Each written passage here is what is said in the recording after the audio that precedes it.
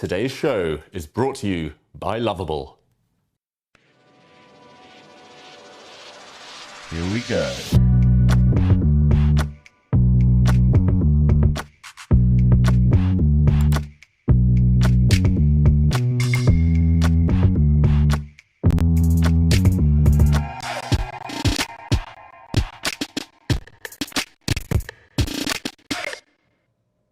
Welcome to Game Week 4. Get ready for 2 hours with action-packed chess blunders, time trouble, and so much fun. Magnus, he's won 2 Title Tuesdays in a row with 10 points, 10.5 points. Will today be another day where he scores that almost impossible perfect 11 out of 11. Meanwhile, Hikaru Nakamura has struggled so far in the new Title Tuesday format. Will he make it back to the podium today?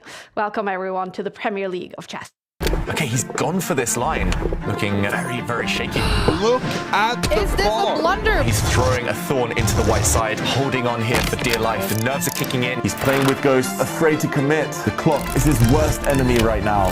Did he lose on time? One wrong move and the whole house falls down. Whoa, whoa, is this a blunder? Checkmate is coming.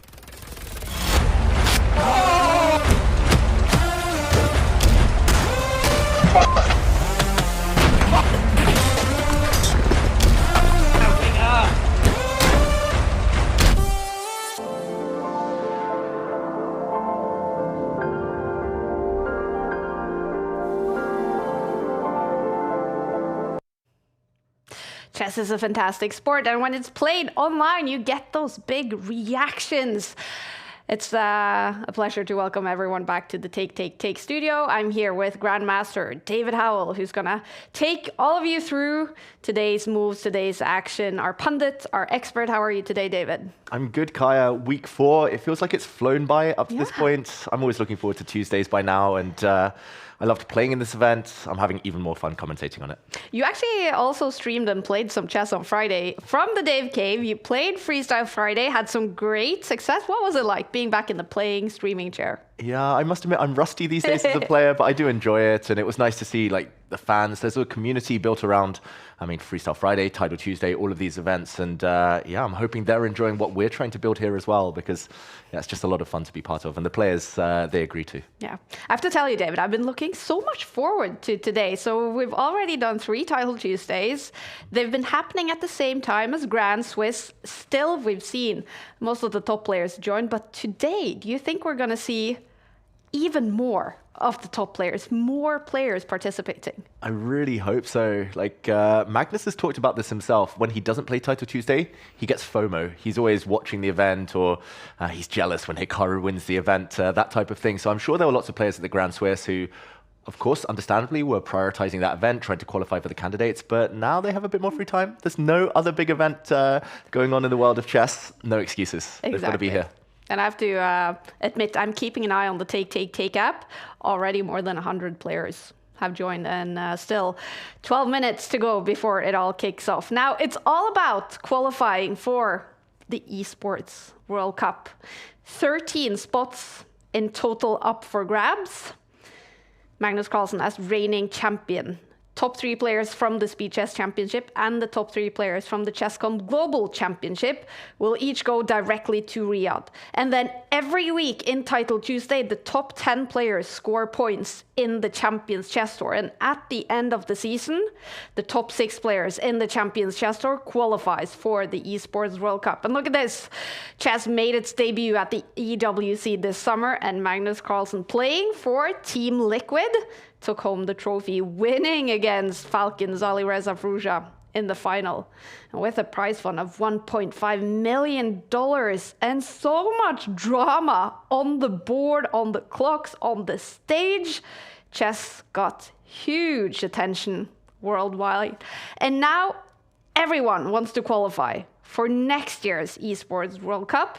And Title Tuesday, you guys, is the best way to do that. It's now played across 3 splits, the autumn, the winter, and the spring split. And today we kick off game week 4 of the autumn split. Each split has 13 game weeks. Your top 8 results from each split will count towards that Champions Chess Tour leaderboard. And let's take a look At the current Champions Chess Tour standings, Magnus Carlsen is on top and as reigning EWC champ. He is already qualified, meaning it's the 6 spots below him that right now count. And who do you miss on this list, David? Yeah, there's a lot of big names missing here.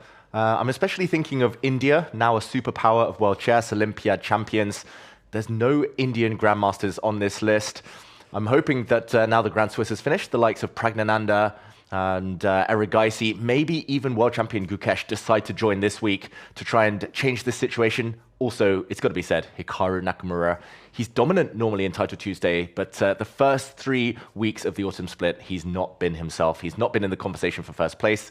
I think he scored his first point last week, but still yet to break into the top 10. Exactly.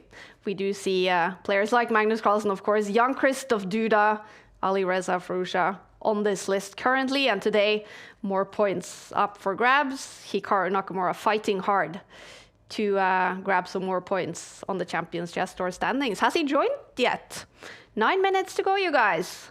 I see no Hikaru Nakamura on this list, but Magnus Carlsen is here. He is ready. Maxime Vachier-Lagrave playing for the first time in the autumn split. Jan Christoph Duda, second place last week. Amazing performance. Yeah, Duda scored 10 points out of 11. Wow. I think 99% of tournaments, any tournaments in the world, you win with 10 points. But not last week, where Magnus was almost perfect, 10.5. Some other big names, MVL we mentioned, but Bluebaum, slightly further down there. There's 2 Germans, Svano and Bluebaum. He was one of the stars of the Grand Swiss, qualified. He's one of the candidates. He's here. He loves this event. Nice to see some big names starting to enter now. Vidit as well. Oh, I love to see that. Vidit also logging on. So far, 166 players, you guys, across 49 countries. Players are logging on from all across the globe, you guys. We're hoping to see these names on the list today. Hikaru Nakamura, of course, still hasn't logged on. Alireza Fruja is known to be one of the top dogs in online blitz chess. Maybe we'll finally see the young Turkish players. Magnus Carlsen, he's in the house. And so is Simon Williams. You see him commuting there. It's been quite the travel for our friend Ginger DM, with a lot of flight trouble because of some drones in Oslo. He had to spend the night in the airport in Stavanger. So Simon has everything to blame today, David, as we see him ready in the Dave Cave. Exactly. Chess players, there's nothing we love more than a good excuse, just in case things go wrong. And Simon, poor guy, barely slept. He's guaranteed to play some kids today, probably going to be faster on the mouse than him. He might not be fighting for first place, but it's great that he's turned up. That's how keen players are, Kaya. They're willing to travel, they're willing to skip sleep just to play in Title Tuesday. It's so nice to see Simon Williams in the Dave Cave. Nice shirt as well. You can check out his stream. He is one of the most entertaining guys to follow, you guys. You can check it out on his YouTube and Twitch channels. And of course, Magnus Carlsen is here in his liquid shirt. He's won the 2 past Title Tuesdays, and every single week we give him an extra little challenge. We give the viewers a chance to vote for an opening that he has agreed to play in 1 game. And this was posted on Instagram yesterday. The winner is Magnus rolls a die. He does this sometimes. He basically rolls a die to randomly choose an opening. Yeah, he's done it in very important games, not just in Title Tuesdays, Magnus. He's discovered that there are 20-sided dies out there, and there are 20 possible first moves for white and for black. So yeah, sometimes he pushes himself to the limit, he rolls the die, and he has a system. Number 1, number 2 is the A pawn, number 3, number 4, they're the B pawn, etc. And yeah, nice to see the viewers letting him enjoy one of his favorite activities there. So we've done this, of course, in all 3 Title Tuesdays so far this season. He's won, I think, all 3 of the games with some random, some dangerous openings. But when he's going for 11 out of 11 today, he must be kind of nervous doing that. Yeah, I would be for sure. I can barely play one opening, let alone 20. And the Magnus, of course, capable of anything. But I'm being told he's going to do that in round 1. So he's going to try and get it out the way early, maybe against a lower-rated opponent. But that means we're going to be following Magnus later when round 1 begins. 5 minutes to go. Alireza Fruja has joined. Still no. Hikaru Nakamura. Okay, where is he? Fabiano Caruana has joined. Wow, we're seeing so many of the top players today, you guys. Let's talk power rankings. David, 3 players you think we should watch out for today? Yeah, we've mentioned some of them already. I'm going to start with Magnus Carlsen. He's setting the gold standard so far in Title Tuesday in this first split. He's won the last 2 weeks. I gave him a rating of 96 before the split began, and I'm sticking by it. He's just phenomenal. On form, is he going to get 11 out of 11 this week? That is the question. Alongside Magnus, I've gone for Hikaru. I gave him a 95 beforehand because I thought he'd be up there pushing Magnus, showing how consistent, how strong he can be. But Hikaru hasn't had a great start to this split. 3 weeks now without being even close to his best. So Hikaru needs to do better today to impress us, to fight back on the standings. And last but not least, I've gone for young Ediz Gurel, a 16-year-old grandmaster from Turkey who was greeted like a national hero when he returned to his school last week after defeating world champion Gukesh in the Grand Swiss. This guy has some star potential. Cool to see him on this list. I have to ask you about Magnus Carlsen, though. On his player card, you made these before we started the Title Tuesday new season. It's based on their performance in online blitz, giving Magnus a 96. That's so high, but based on what you've seen from him the past 2 Tuesdays, could it actually be even higher? Yeah, I will be reevaluating at the end of the season. So if Magnus gets 11 out of 11 every week, I might have to give him 100. But yeah, he's that good. He's got the highest number. He's the benchmark everyone sets themselves against. And I think Hikaru at 95, if anything, he's not played like a 95 player so far. So Magnus living up to expectations, Hikaru struggling. Yeah, and he still hasn't joined. 3 minutes to go. Where is Hikaru Nakamura? He is, of course, known to be the star of Title Tuesday. He's been streaming it basically every single Tuesday for many, many years. Where is he today? He's really been struggling since the new Title Tuesday format was released with the new time format of 5+0. He has only scored 1 point on the Champions Chess Tour standings, and we're desperately looking for him. Less than 3 minutes. Where is Hikaru Nakamura? Do you think there's a chance he's going to skip it today, David? Hikaru plays every Title Tuesday. Ah. The only reason I could think that he wouldn't play is that he's chasing those games, the candidate spot. Maybe he's off somewhere in the US playing an open where he's trying to farm some rating points. But I mean, he played Freestyle Friday last week. He got the win there, so showing he's back to form. He won the bullet brawl on chess.com on Saturday, and yeah, it's just going to be odd seeing Hikaru not play. He's probably streaming. Maybe we can get some word from the fans here. Tell us, what is Hikaru about to do? Is he going to join or not? Because he's only got 2 minutes left. If you miss the 2-minute mark, you lose the first round, and it's going to be hard to come back. So Hikaru, we want you.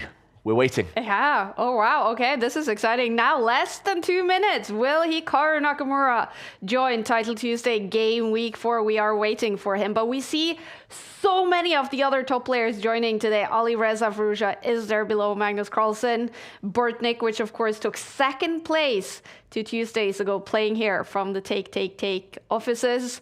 I also noticed Arjun Ergaisi is here fighting for the Indians. All right, it's going to be a cool Title Tuesday, no doubt about it. Less than 2 minutes to go. Let's kick off Game Week 4. Wow, Sulaidis blunders his rook for a knight. Hikaru now is up. Look at the reaction from Sulaidis. So angry. That was a blunder. He pre-moved. Look at this, much better, massively better against Hikaru. And there it is. Wow.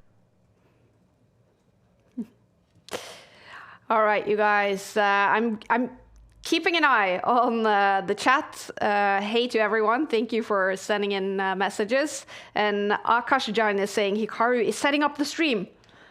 But he has to be... Oh, he's joined. Hikaru Nakamura is here. Woohoo, celebrations. That's very cool. That means we have all 3 of the top guns and so many of the other top players. Magnus Carlsen is here. Hikaru Nakamura is here. Alireza Fruja is here. Wow. what a title Tuesday we have ahead of us. So much drama, so much action is coming up. And just to remind you guys, every single title Tuesday is played across 11 rounds. That's why we keep saying Magnus Carlsen is fighting for that perfect 11 out of 11. They only have 5 minutes on the clock, no increment. That means we will see flagging, we will see time trouble, we will see huge reactions. And of course, it's all about scoring points on the Champions Chess Tour standings. Top 10 players score points towards that leaderboard. 394 players so far. And here you see it. Still a few seconds left to join, but we're getting ready to follow the action. All right, 71 countries. And we're getting close to 400 players as standings. And as the pairings is about to appear, we're wondering who will Magnus Carlsen play in the first round, who will Hikaru Nakamura play in the first round. Okay, we have made it past 400 players today, you guys. And we do see the top guns here. I think this might be the strongest Title Tuesday so far of the split, with so many of the world top 10 playing, Arjun joining in, Fabiano joining in. So nice to see. It's going to be a race to the top. It's going to be even harder than ever for Magnus to get 11 out of 11 this week. Exactly. Magnus Carlsen, we're going to follow him in the first round. So it's called Title Tuesday because every titled player is invited to play, whether you are a grandmaster or a candidate master. We have players all the way from 2000 in FIDE rating up until those super grandmasters, 2700 and even 2800. And here we have the pairings for round one. Magnus plays with the white pieces against Uber, Hikaru against Mumanaliev, Alireza Farusha against Lazavik. Okay, we're going to Magnus, game one. Someone called the Uber because Magnus is up against FM Uber today.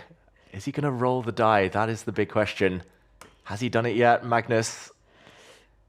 Show us the die. Talking of Team Liquid, he's got that famously big glass today in front of him. Yeah, highlighting that Liquid logo. Magnus seems to be in a great mood today. We're waiting for round one to start. Remember, it's best out of 11 rounds, 5 minutes on the clock, no increment whatsoever. And as far as I can see, this is the first Tuesday that we're joined by Uber from Spain, a FIDE master, with a very nice profile picture there on chess.com. He's up against Magnus Carlsen with the white pieces. Of course, we are wondering, will Magnus listen to the fans and roll a die for the first opening? There we go. We called the Uber. Uber Eats there, and Magnus's opponent does appear. It does look like there's a small delay. We'll try and get to the bottom of that soon. We'll try to let you know why this round hasn't quite started yet. Magnus in very good spirits, it seems like, on the camera. Which opening will it be? He's been teasing us. Uber's teasing us as well by disappearing there. And, ooh, back. It looks like. In different form. Yeah, in different form. Sometimes you call an Uber, it cancels, you get a new one. With a nice giraffe in the background there. From Spain, born in 2010, meaning Hugo Uber Garcia is a 15-year-old ready to face the world's best chess player. He's got the white pieces, and he's been in fantastic online blitz form. Magnus Carlsen, he wants 11 out of 11 today, but he's going to have to start with a win in the first game. Some delays happening. This is round one. We're waiting for the first moves. Yep. Is it only this game? Yep. It seems to be all the games delayed. Yeah, we'll get those games up and in front of all of you at home very, very shortly. But Magnus, in the meantime, has his hair grown? Something looks different about Magnus. Big time in his life, of course, right now. And he aims to focus on Title Tuesday right here and win. But yeah, he looks a bit distracted. Yeah. We have no info on what's happening. It should have started by now. We are anxiously waiting for the first few moves. We're wondering if Magnus will roll a die for the first opening today, as he has promised to do, drinking from a very long glass. Let's talk about that 11 out of 11, David. It's a perfect score if you win all your games. It's only happened 7 times in history? Yeah, I believe 7 times out of around 550 Title Tuesdays. So the odds aren't high. And yeah, very historic, of course. Magnus is one of the few who's ever achieved it. Hikaru, I believe, has achieved it as well, plus some other players. But yeah, it's one of those, it's like the holy grail of online chess, getting 11 out of 11 Title Tuesdays. And that's what Magnus strives for. He tries to push himself to new levels. He's achieved everything in chess, of course, but that's the only way to stay sharp, to stay at the top of your game, to try pushing your own boundaries. Still waiting for round 1 to start. Magnus Carlsen is 2 times reigning champion. He won last week and he won the time before that. No one has been as good as Magnus with that 5+0 time format, no increment. Is that the thing Hikaru has struggled with, or is it simply form? Yeah, I feel it's form with Hikaru. When we announced this big change, the time format, and even at the Esports World Cup where there was also no increment, Hikaru said it favors him. Yeah. Because when he plays chess, and I watch a lot of his streams, I think he spends 80-90% of the time playing 3+0, no increment chess. He flags his opponents. He's super quick on the mouse. Yes, he's getting a bit older, Hikaru, but he's still one of the fastest fastest calculator, fastest players out there, simply. So I don't think the clock is the reason. I just feel he's been playing a bit passively. He's expecting the opponents to make a few more mistakes. He's kind of waiting for them to make an error rather than going for them himself. And sometimes in chess, like in other sports, if you're passive, if you're defensive, if the opponents are actually inspired, then things can go wrong. So yeah, it's very odd to see what's happened to Hikaru. He's been focusing a bit on classical chess as well, been playing some low-rated opponents. So maybe yet to find that consistency that he's well known for at this point. Exactly. Going to be interesting to see if Hikaru can make it back to the podium, even get another win. He is the player who's won the most Title Tuesdays in history. 106 times is the number that he has won Title Tuesday. We should always expect Hikaru to be up there as we are waiting for round 1 to start. See some interesting names up here. Tricky Voldemort. Harry Potter inspired player. Naughty Voldemort. Yeah. Shouldn't be up there in first place. Yeah, it's fascinating. Like players have all sorts of usernames. I've always thought, like, I wish I hadn't picked my username when I was, 12 years old, because I've had to stick with it throughout my career. Often you can tell a player by their username and they've become synonymous with it. But whatever we choose, like, we just don't change and we're stuck with it for life. So Tricky Voldemort could be a 60-year-old player, but yeah, he chose it all that time ago. Speaking of 60-year-old, I checked the stats, and the oldest player we've had so far in Title Tuesday Autumn Split is a 76-year-old. Papu Murthy from the US has played all 3 Title Tuesdays so far at 76 years old. I mean, I love that. I love it. We hear so much about these teenage prodigies, right? But there's the other side of the spectrum as well, of the age spectrum. And yeah, nice to see 76 years old. If you're watching this and if you're titled, don't hesitate. Title Tuesday's here for a reason. Exactly. And we have other standings as well. We have country standings. We just want as many players as possible. We've been around the 400 mark for a few weeks. It'll be nice to see all the titled players in the world unite and play. And in the meantime, okay, Tricky Voldemort, I think, is at the top of the standings. Just because everyone's on 0 points right now. But I'm hearing there might have been some results actually ticking in. So there is definitely technical issues, moves not coming in, but games are happening. And I do hear rumors Magnus Carlsen has won in round 1. We have to apologize for this technical stuff that we have no control over. Rumors has it Magnus Carlsen has started with a win on his journey towards 11 out of 11. We will update you as soon as we have any more information about what's happening. Well, I guess this is the stuff that might happen when it's online.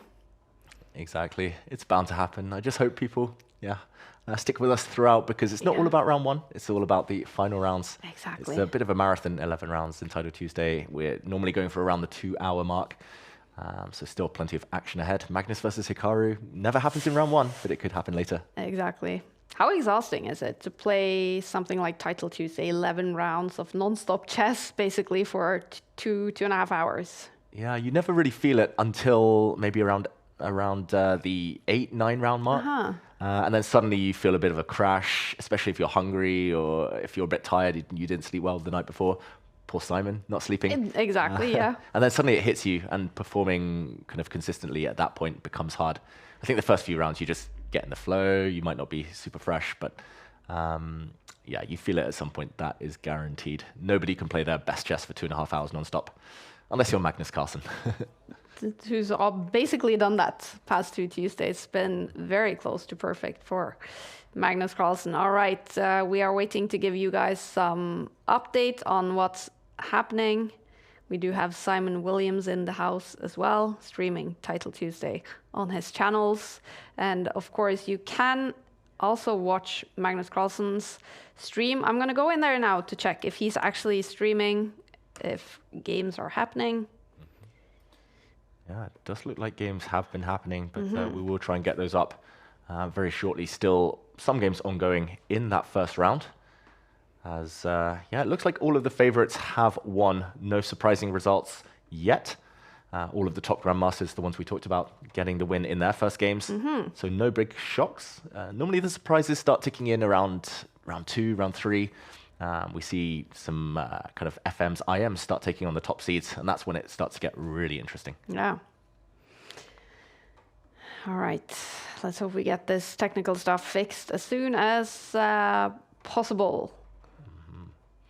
Yeah, I've had to scroll down all the way to board 28 to find the first kind of big seed who hasn't won, and that was a draw. But it was between 2 GMs, so not so surprising. But our good friend of Take, Alexander Bortnik, on board 30, lost his game. So that's the first real underdog who took a scalp in round 1. That is something we also like about Title Tuesdays. You do see the occasional underdog victory more often than in maybe over-the-board chess. Yeah. There's more variables, the time limit, the nerves, online chess, mouse slips. I was playing chess online last night just to try and get in the zone, try to warm up for this. I mouse slipped my queen on like move 5. No. Luckily, my opponent mouse slipped back a few moves later. So these things happen. But yeah, that's life. That's blitz chess. That's why we like the online arena. Exactly. And I guess online chess is the perfect place to sort of say that never give up, because your opponent will blunder too. Things will happen. The clocks do tick down. It's just never a good idea to resign. Exactly. Like there's always hope. And the best chess players like Magnus, Hikaru, of course, they're best in classical chess, but they adapt. They find these new kind of strategies. They know they need to take big risks in order to beat lower rated opponents. So yeah, we see them kind of keep time in the bank for later. Hikaru, he's well known for flagging people when he needs to. He wants to win on the board, of course, but they have so many weapons in their arsenal, in their repertoire, and they're not scared to use them. So I wouldn't be shocked later if we see some big time scrambles later today. We saw some last week. We enjoyed it. Yeah. More today, I'm sure. That's been the highlight so far, I have to say. All those time troubles, huge reactions, of course, when that happens. All right, still waiting for the technical stuff to work, you guys. I expect round 2 will be starting very soon. Yeah. Magnus Carlsen did start with a win. Hikaru did start with a win. So in terms of chess results, it's mostly what we would expect. We promise we'll get in before round 11 when Magnus plays Hikaru for the title. Hopefully. And yeah, it looks like all the top seeds did win. Round 2, I'm guessing it's going to be some GMs against GMs already. It's wow. Just that strong, the field, this week especially. It won't be the top guys against each other yet, but yeah, it's guaranteed. I think on chess.com we'll see the players, the elite, who are rated around 32, 3,300. They'll start playing against 27, 2,800 level players who are phenomenally good in their own right. Some of the best in their countries. Can you see how Simon did in the first round? Ooh, good question. Let's see if we bring can find Simon. along. Okay, Simon Williams. Oh No. no, oh no. No. He lost in round 1 with white against a lower rated opponent. And, okay, he lost on the board and the clock. So Okay. let's not too focus on that game. Simon will be back. He's a very Simon will streaky be player. back. And remember, he had hardly any sleep last night because of his flight problems. He is, of course, playing for England, same as you, David. There hasn't been that many players from England so far this season on Title Tuesday. Only 1, 2, 3, 4, 5, 6, 7, 8, 9, 10, 11, 12. It's quite low for such a big country. Yeah, for all the English fans out there watching right now, go message your favorite British player. Go tell them to play in Title Tuesday. We want to build this into a bigger tournament. And yeah, it's just a great training ground as well. Like, I've been playing for years in Title Tuesday. I test out new openings. These games go on the database, everyone. So secret hack, play new openings, surprise your future opponents. It's a good way to throw them off the scent. But yeah, hopefully we can get more players, especially from the UK, where there's so much young potential as well. Players, FMs, CMs. They can play in this and test themselves against the best. Yeah, and I have to say, a lot of the players that I do see have played from England are teenagers. So the future must be bright for England. Yeah, the future's bright. I have a feeling we're going to be the next India with all this kind of golden generation coming, but Yeah. I don't want to put too much pressure on them. Not yet, at least. All right, still waiting for an update on what's happening. I am getting some results in here right now, and I do see round 2 is happening, where we see, see if I can find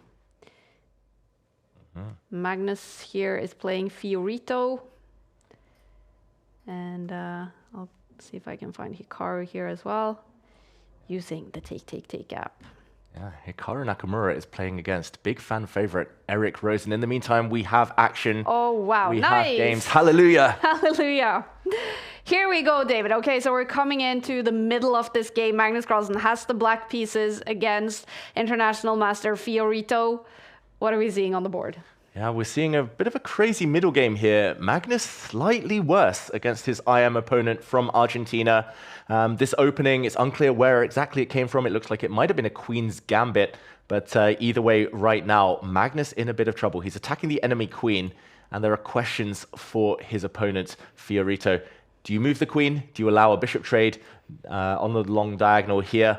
Or do you get a bit more ambitious? Do you take this knight off the board and try to sacrifice, try to gain a bit of time in the process? Nope, it's a bishop trade. Looking like level chances to me, but the engine here, the eval bar slightly on the white side. That's because this bishop has potential, attacking some weak pawns, and white knight in the center looks glorious. Magnus, though, is up on time, so that probably gives him better practical chances here. Joaquin Fiorito from Argentina. He's 18-year-old and IM with a FIDE rating of 24. His nickname on chess.com is I am Momia Jr. And he's rated 2876 in online blitz chess, so he is very good in this format. He's played 2 Title Tuesdays so far this season, and he scored 6.5 points both times. He's a solid online blitz player. He's looking good. He's looking very solid, but this game is getting very complicated now. Magnus has crashed through with a check on the long diagonal in the last move. Magnus looks like he's about to win the whole of the white queen side. Look at that. He wins a pawn. He takes it with the queen. I'm slightly surprised. I thought he would take with the pawn, getting his pieces very active there. I think we need to ignore the eval bar. Magnus is now 2 pawns up. He's most likely going to push this pawn as far as he can down the board. That is going to cripple half of white's army. And when the time comes, it's all about the other pawns pushing. Too many black pawns in this position. Too much time on the clock for Magnus Carlsen, as Fiorito in big trouble in round 2 here. Meanwhile, Hikaru Nakamura in round 2 is playing Rosen, one of the other top streamers. So that's a huge battle. Hikaru with the white pieces. It's currently balanced in that game. In this one, international master Joaquin Fiorito is better against Magnus. Is Magnus in trouble? I don't believe this bar right now is showing the real evaluation of this position, unless Fiorito can go ambitious here. He can bring his queen out. He needs to try and create some counterplay. There we go. He's trying to check the Black King, but Magnus Carlsen with a sacrifice here, giving up his knight. He's defended this key square with his own queen, meaning there are no checks. And look at this beautiful fork with the pawn. Magnus is not even taking the rooks on offer. This is a beautiful sacrifice, a beautiful trick there by the world number one. Look at this. It's all about the forks for Magnus Carlsen. He was hitting the rook as well, but watch out. There's a trap. Checkmate is threatened, so Magnus gives up his queen. He's going to get 2 rooks and a knight in return. When the dust settles, Magnus is going to win thanks to the power of this pawn. It's going to become a new queen. Magnus is going to take the win. It's just a matter of time now. The eval bar is not working right now. Magnus Carlsen with the black pieces is better, and Fiorito is also struggling on the clock. And there it is. There it is. Magnus Carlsen wins. He was up too much material. Beautiful sacrifice there to force his pawns through, giving up his queen. But we go to another game now, another big fan favorite, and a pair of them, Hikaru Nakamura against Eric Rosen. And that's not Eric Rosen, that's our good friend, Gingy GM, Simon Williams. This is the game, however, of Hikaru and Eric, and it's looking very level to my eyes here, Kaya. But clocks, they are ticking fast. Rosen with only 27 seconds left on his clock. What will happen in this one? Oh, it was looking very level, but we might have just seen the first real blunder by Eric Rosen. There's suddenly a double attack. Hikaru Nakamura with the white pieces, hitting a pawn with his queen, hitting a rook with his queen, and you can't defend both. These pieces are hanging. Hikaru is about to take the win. We see Eric Rosen shaking his head there. The clock goes red. It's 5 seconds left on the clock for him. Hikaru taking his time. Does he simply capture a free rook? Does he go for a pawn and go for checkmate instead? He takes the rook and a queen check. It's a trap by Eric Rosen, hoping Hikaru doesn't see that his queen is hanging. But if he sees that the check drops his queen, Eric smiling here, trying a Rosen trap. Famous for them. Eric's about to lose on the clock and on the board. There we go. Hikaru takes the win. 2 smiles there. Hikaru Nakamura goes up to 2 out of 2 points. Solid fight there from Eric Rosen. But he's defeated by Hikaru Nakamura, who's looking good today, winning with the white pieces. Perfect start for Hikaru, and he's looking very chill, very happy right now. That was exactly what he needed today. 2 solid wins in the start of Title Tuesday. Best out of 11 rounds for Eric Rosen. He's now stuck on 1 point, but he is very, very good in online blitz chess. This is round 2, and we see most games wrapping up. Alireza Fruja, though, in trouble against Kahaya, and he loses already here in round 2. Oh, I think he took the win. Oh, yes, he did. Yeah, but that was a quick turnaround. It was the clock. Alireza getting very lucky, actually. He was struggling majorly earlier in that game. But Fruja is quick. He is tricky. He found the resources to save that one and turn it around. That's what it's all about in Title Tuesday. Also, playing on the clock, and Alireza Fruja wins on the clock, so he's also on 2 out of 2. So all the 3 favorites, I'm going to call them the 3 favorites, having a solid start. Round 3 is about to start, you guys. Magnus Carlsen with the white pieces against Rasulov. Hikaru will now have the black pieces against Galchenko, and Alireza Fruja white pieces against Danilenko. We also see MVL, that's of course Maxime Vagier-Lagrave, playing his first Title Tuesday of the season, getting ready for round 3. And here, we're going to follow Magnus with the white pieces. Here we go. Here we go. It's a queen's pawn opening from Magnus, and we go to the queen's gambit. And Magnus really showing a sign of respect to his opponent, a very strong grandmaster from Azerbaijan, by playing his favorite opening, the Catalan. That means that the white bishop is going to fianchetto onto the longest diagonal. Magnus only uses this when he really fears his opponents and wants to kind of enlist his A-list kind of repertoire here. I should mention, Magnus did roll the dice in round 1.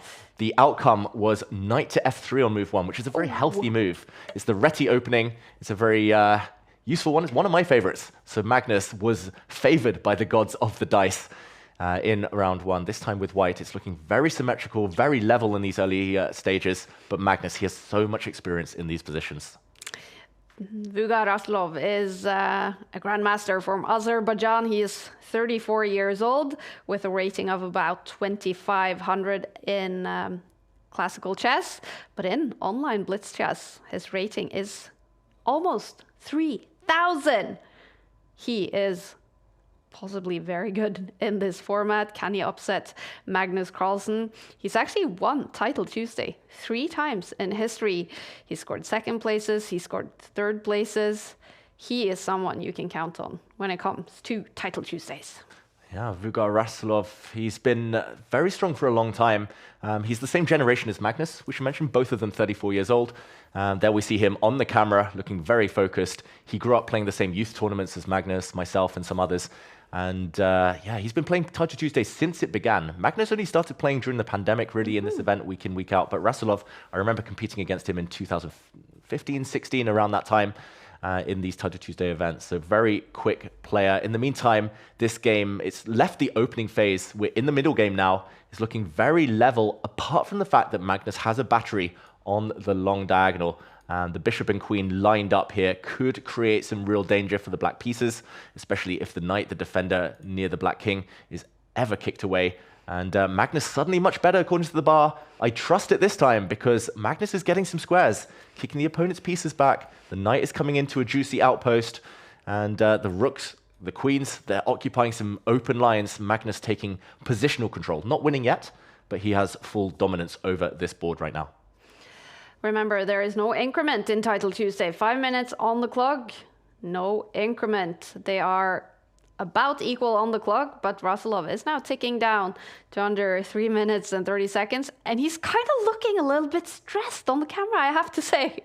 Yeah, I think I would be stressed too playing Magnus Carlsen, and especially in a position like this. It's not one of those crazy chaotic ones where it could suddenly turn around or that Magnus will suddenly lose control. It's one of those positions where Magnus, look at that beautiful pawn move. He's going to retreat his queen now, but there are threats all over the place. The bishop is trying to sidestep here, create a skewer, and win that black rook. Maybe that will happen anyway. Magnus improving pieces. It's the type of position you slowly get strangled. You run out of space, you run out of time, you have no active plans of your own. He's trying something now, but big mistake there from Rasulov, apparently, pushing his pawn forward.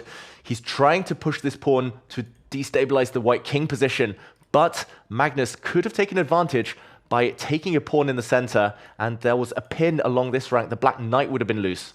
Magnus missing that opportunity, but still doing very well here. That's his next plan. He's just solidifying his king position first.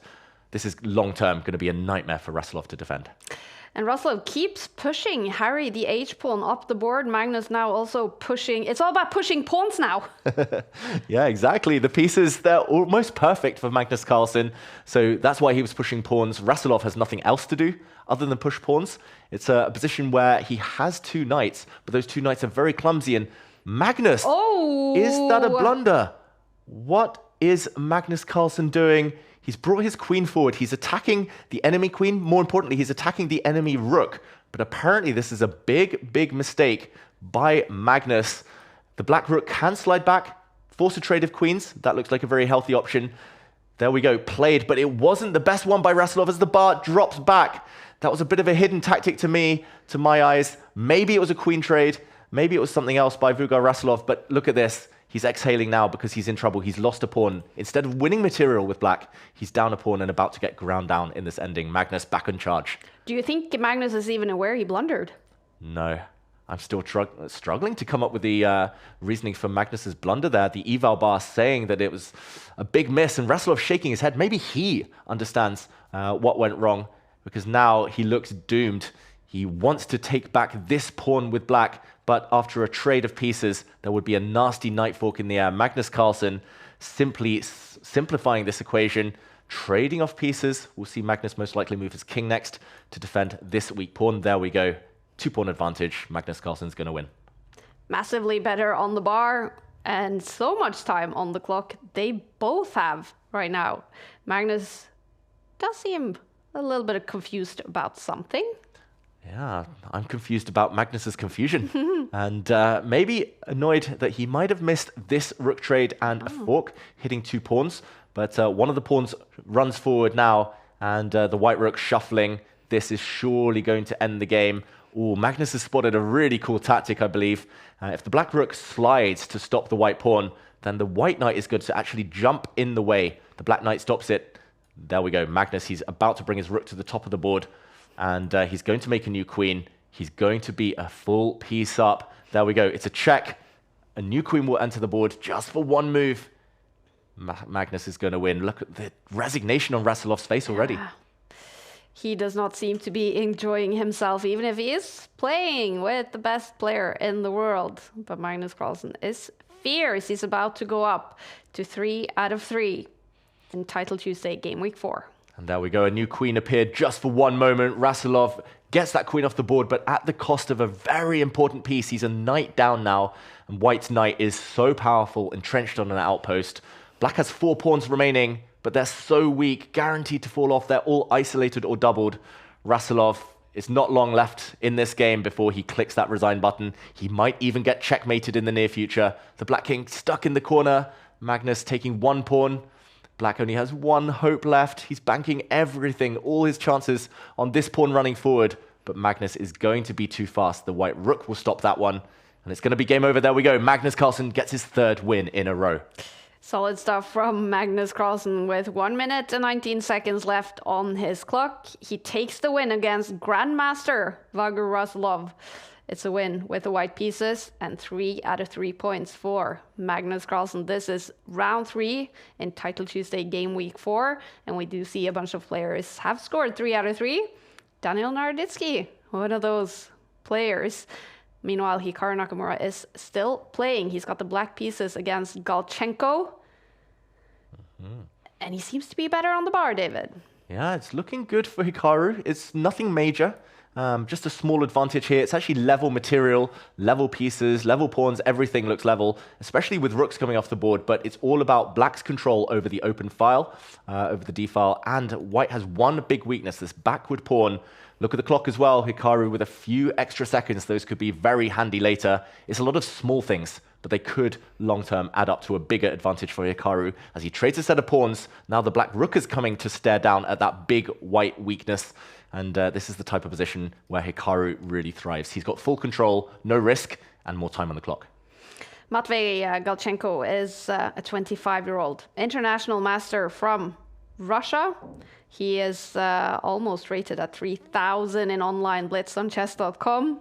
Extremely good with little time on the clock. And that's important for him now because he only has 30 seconds left in this game against Hikaru Nakamura. Yeah, the clock is going to be all important in this one, especially when the clock turns red, when they hit the 10-second mark. Hikaru is not doing anything special. He's not doing anything committal. He's just moving his rook back and forth. He's waiting there. We see him push a pawn, asking a question. How does white react? The bar says, okay, it's somewhere between better for black and just level.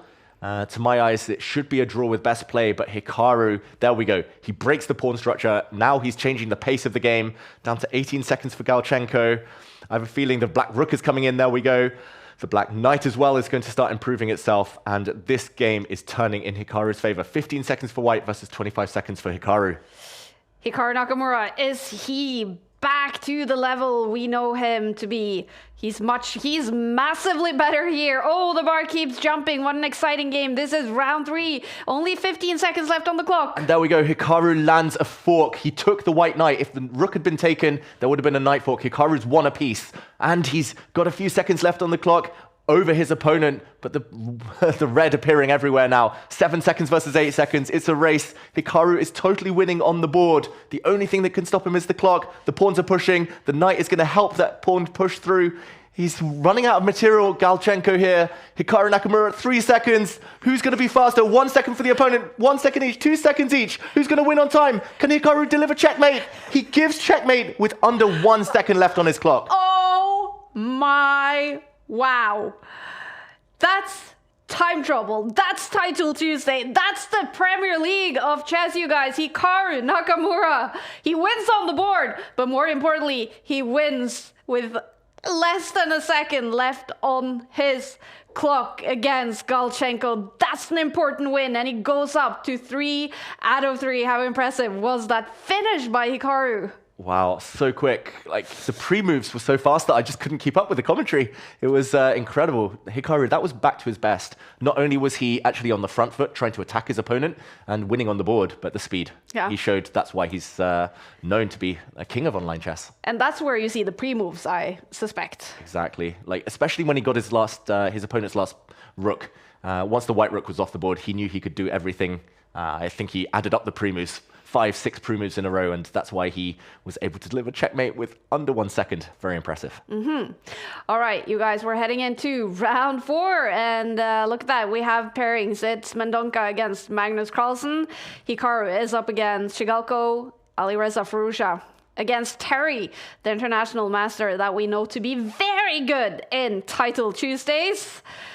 This is round 4, best out of 11. And we're going to follow Hikaru Nakamura with the white pieces here, coming straight from that very impressive win with hardly any time on his clock. Let's take a look at what he plays in the opening here, David. Yeah, and this game started as an English opening. That means Hikaru pushing his pawn forward to the c4 square on move 1.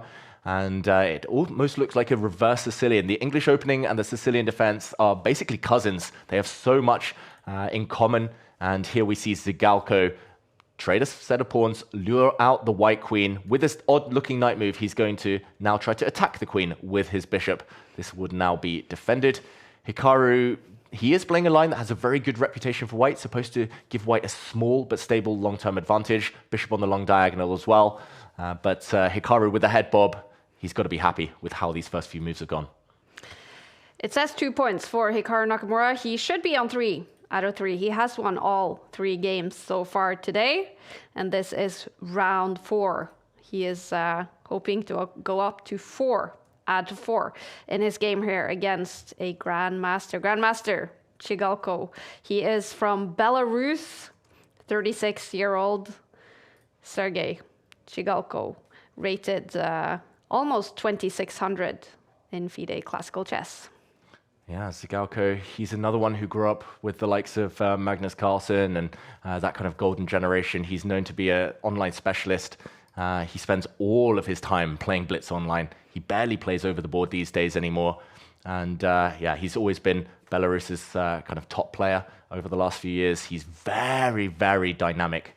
And he's well known to specialize in all sorts of variants. Blitz chess, bullet chess, chess 960, king of the hill. Wow. You name it, he plays it. And look at this, a pawn sacrifice from Sergei Zigalo here. He's given up a pawn in the center in order to create a pin on the white queen and king. Now he's kicked the white king away with a check. This is very ambitious stuff by Zigalo and looks very strong as well. Slightly better according to the bar for black here, despite being a pawn down, because the white king will never, ever be able to castle again. Here, Zigalo needs to get his other pieces into the action, the rest of his army, whether it's the black light square bishop, whether it's the black queen. We see him locked in, super focused. He's a streamer as well. We see him talking Zigalo, but he must be happy with how the outcome of this opening has gone. We're in the middle game. He has great attacking chances. Zigalo is rated above 3,000 on Chess.com in Blitz. He's played all 3 Title Tuesdays so far this season. His best score was in Gameweek 2, where he ended up in 9th place, actually, with 8.5 out of 11 points. This is definitely someone who can cause an upset to Hikaru Nakamura, especially when Hikaru Nakamura is not in top form.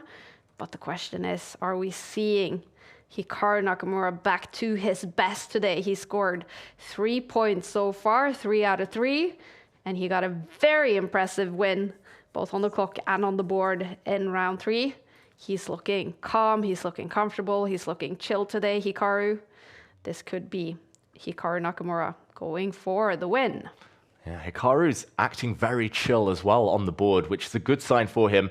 First, he's attacking the black bishop, and if that bishop retreats, he'll deal with his central pawn next. If the bishop takes the knight, he'll take back with his pawn and protect his central pawn. The reason I know Hikaru is chilled, relaxed, confident is because he's calmly walking his king towards the corner. This is what we call castling by hand. You forget to castle, but you realize, okay, you got checked. Game goes on, and you tuck your king to safety. It takes a few extra moves, but Hikaru here, he's allowing his central pawn to be taken, because once the dust settles and everything else gets captured, his bishop is on a beautiful diagonal and will take a free pawn. But look at this, Zigalo puts his own knight now on prise. That knight could be captured, but there is some tension in the center. If that knight is taken, the black queen will take the white queen, win back the piece with interest. This game suddenly got very spicy. Hikaru Nakamura has to deal with some big, big threats. This is 2 strong grandmasters at the top of their games. Zigalo has had some really good results in historical title Tuesdays, scoring second places, third places, but of course, nothing compared to Hikaru Nakamura. No one has won more title Tuesdays than Hikaru Nakamura, but he has struggled after the new format came, and he hasn't been on the podium today. Could be the day for Hikaru Nakamura as he moves his bishop out. Yeah, that is a good move for Hikaru. He's solidifying everything. You see Zigalo now on the camera starting to get a bit stressed. He knows he's playing too slow. Look at him. He's head on hands there. Well, hands on head, I should say. Either way, there's some hands, there's some heads, and he needs to keep his head in order to keep the balance in this position. Suddenly, he's got his pawn back, but Hikaru, there we go, with his queen, taking a pawn, offering a queen trade. If we go into the endgame and Hikaru is still up a pawn, there's almost zero hope for Zigalo. Hikaru is one of the best endgame players in history, simply, especially under the quick time formats. Zigalo, he's lost the thread. I think he's just unable here to find the compensation that he wanted when he sacrificed that pawn so long ago now. His clock is ticking down to 1 minute and 30 seconds, debating whether to keep the queens or take them off. Yeah, he's allowed the queens to come off, but that's a clever move by Zigalo. He's taken a pawn. He's saying, please, please take my bishop, because if the white bishop takes the black bishop, the queen is no longer defended. There's this weird tension. It looks like a maths equation here. It's the weird tension between the queens and bishops and the queens and bishops, and they all connect. I'm going to draw the arrows here. Everything's connected on the light squares. Whatever you take, I'll take back. It's a weird little pattern that I've never actually seen before, anything like this. But Hikaru says, I'm going to ignore all of those pieces entirely, defend my queen with my rook. Hikaru is going to have an endgame advantage, and I'm just worried about the clock here and the camera. Zigalo, I think the reason he stopped playing so much over the board chess is because he didn't enjoy the tension, the nerves. And here we see the nerves getting to him. Yeah, it's looking tough now for him. Look at the clock. He's got half the time of his opponent. And he's going to be even more stressed when he sees the clock's ticking. Under 1 minute left, there is no increment, and this is when the pulse start getting really, really high. It's better for Hikaru on the eval bar. Yeah, one big problem, the main problem. Look at the Black Knight. It's got no support, no backup, nothing to hold it, and all white needs to do is hit the knight. That is a trapped piece. No safe squares for it. Zigalo desperately trying to find an escape route for that piece before it's too late, before it just drops off the board. That's why Zigalo is so stressed, but you can't play this slowly against Hikaru Nakamura. 30 seconds now. He's just dropping too low on time. Even if he finds a way to get that knight out of white's position, he is going to lose this game. And much better suddenly for Hikaru Nakamura. The white knight can jump out the way, attacking the black rook. There we go. Maybe not the best move, but a good enough move there from Hikaru. He repeats the position once. This knight is the target. Once the white knight drops itself out of the way, you can move anywhere, any safe square. And Hikaru is winning this game. Look at Hikaru Nakamura. He's in full control on the clock. Okay, the bar goes down. What's happening, David? Oh, Hikaru's not playing the best moves. He's playing for time now. Hikaru could have trapped that black knight, but he's let it out. The black knight's super strong. Watch out. Hikaru's actually dropped a pawn as well. Will we see any stress appear on Hikaru's face? He's playing for time, but he's not playing the best moves. Zigalo's down to 18 seconds, no increment. It's going to be a race against the clock, but this is the best position Zigalo's had all game. There is something wrong in the graphics. Hikaru is on 3 points. He is now fighting to go up to 4 out of 4. He's having a great day. Can he win it? It's now saying better on the bar for Zigalo. Such a good position for Zigalo. Look at this. Hikaru's dropped his rook in the corner. He's going to win back some material now. He's forking the black rooks. He's going to take that knight, but the clock goes red. That's the main factor. Zigalo smiling because he knows Hikaru is going to get this game now. Simply no way to finish it in the next 6 seconds. Hikaru is the one with the pawn. Hikaru is the one with the chances. He pins his opponent's bishop. Zigalo head in hands again. He's cursing himself as his clock runs out. Hikaru Nakamura takes the win. Oh, fantastic reaction from Zigalo as he loses to Hikaru Nakamura. That was dramatic on the board. Oh, heartbreak for our friend Zigalo. He loses on the clock. That was flagging from Hikaru for a lot. He was flagging for a minute there. Yeah, Hikaru, just you could see when it just something clicked into gear. Yeah. He was like, okay, I'm just going to win on time. He didn't even care about the moves at some point, Hikaru. He played some great defensive moves to stay in it, but it was turning. And in the meantime, let's go to Alireza Fiorito as we watch whether he can win a flag fest against Renato Terry, a very strong Grandmaster in his own right. Oh, an IM, sorry, in his own right. Oh, that last few moves, Fiorito winning a piece. It's all about the clock, though. With the queen still on the board, anything could happen here. Fiorito trying to deliver checkmate. The clock goes red. 10 seconds against 10 seconds. We're going to see a check in the corner. We're going to see queens leave the board. Fiorito pre-moving everything now. Renato Terry running out of time. 4 seconds. 3 seconds. 2 seconds. 1 second. He's given up. Renato Terry lets his time run out, I believe. And Alireza Fiorito is going to take this win. Two of the quickest players in the top of chess up against each other, both red on the clock. It does look like Alireza Fiorito has taken the win on the board and on the clock. Let's see if that result pops up. All right, not quite yet, but we do expect that's going to be a 4th win for Alireza Fiorito. And we do see Magnus Carlsen has won his round 4 game against Mendonca. That means Magnus is on a perfect score. Hikaru is on a perfect score, and we do expect Alireza Fiorito to be on a perfect score. David, this is heating up to be a fantastic Title Tuesday with the top guys fighting all the way in. Yeah, there's nothing better than like such a stacked field, but especially when all of the favorites bring their A game, play their best. That's when the real ingredients for a real memorable week happens. And Caruana, Fiorito now, Ariantari, Sarana, Bluebaum, all of them winning their games. They're all in top form. And the clashes, the Grandmaster clashes, they're going to continue. Exactly. Fantastic. This is Title Tuesday, Game Week 4 in the autumn split. Magnus Carlsen is fighting to win it a 3rd time in a row. Here we have it.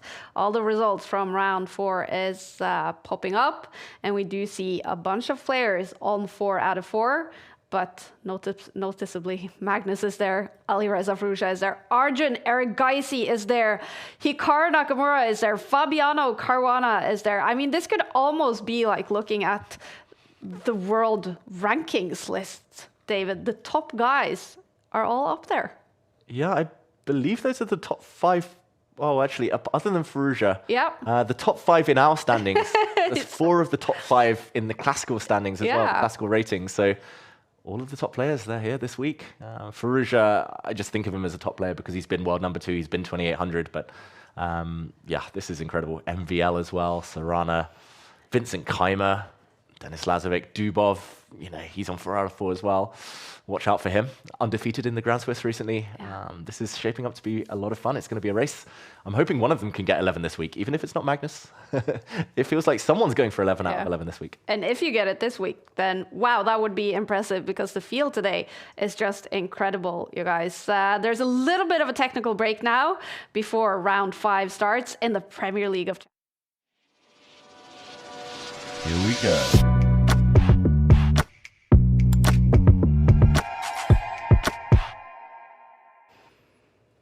Lovable is the presenting partner for Title Tuesday, and we're now going to take a look at the action replay presented by Lovable. We've had so much action so far today, both on the clock, on the board, some technical issues as well, and we're going to take a look at this game, David, against Galchenko and Hikaru. Yeah, Galchenko had played a perfect game almost up to this point, holding Hikaru to equality, but here we see the eval bar just above the board start to turn black. Much better for Hikaru Nakamura. That's because the black knight, the black rook, they were both so active. Galchenko struggling to keep things together. This one, though, started to get settled by the clock. We saw Hikaru so focused, locked in, not even talking despite streaming. He was just making those pre-moves. This is the key one. Rook takes knight. If the king had taken the rook, there would have been a nasty knight check, winning the game for black. And the clock turning red for Galchenko first was decisive. The rook taking some pawns, the white rook now giving some checks, and ultimately falling off the board in the next few moves. Hikaru just so speedy, so accurate. There we go, the moves so fast. The rook dropping there, a new queen appearing just for one moment, and Hikaru pre-moved everything here. He took the white pawn, he brought his knight forward, used his rook, he promoted a new pawn to a queen, another queen appears, and checkmate with 0.6 seconds left on his clock. Hikaru Nakamura, one of the stars of today. One more move and he would have lost that game on time. Exactly. Wow. 0.6 seconds. That is cutting it fine. That is borderline. But Hikaru, he knew he was able to do it, and he's so experienced in those situations. Yeah, and that's why we love Title Tuesday. That was today's action replay presented by Lovable.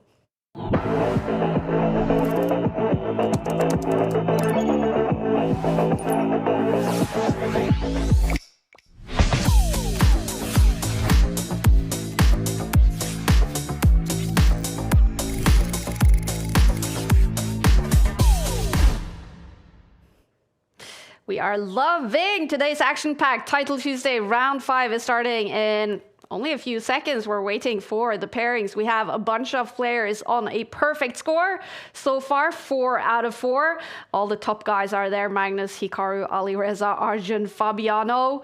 Who's going to take it today? And will we see 11 out of 11? The fight is fierce in game week for you guys, and join us in the action. Talk to us in the YouTube and Twitch chat. We would love to hear from you guys. We would love to hear who you are rooting for. Is there mostly Magnus Carlsen fans out there, Alireza Ruja fans, Hikaru fans? Let us know before we head into round 5. Do you think the players at this point, David, are they aware of the standings? Do they know their biggest rivals are up there? And do they feel more hungry than ever to win this? 100% guaranteed. The one thing I will say about chess players is we're obsessed with results. We're so obsessed with stats. We're obsessed with our rivals.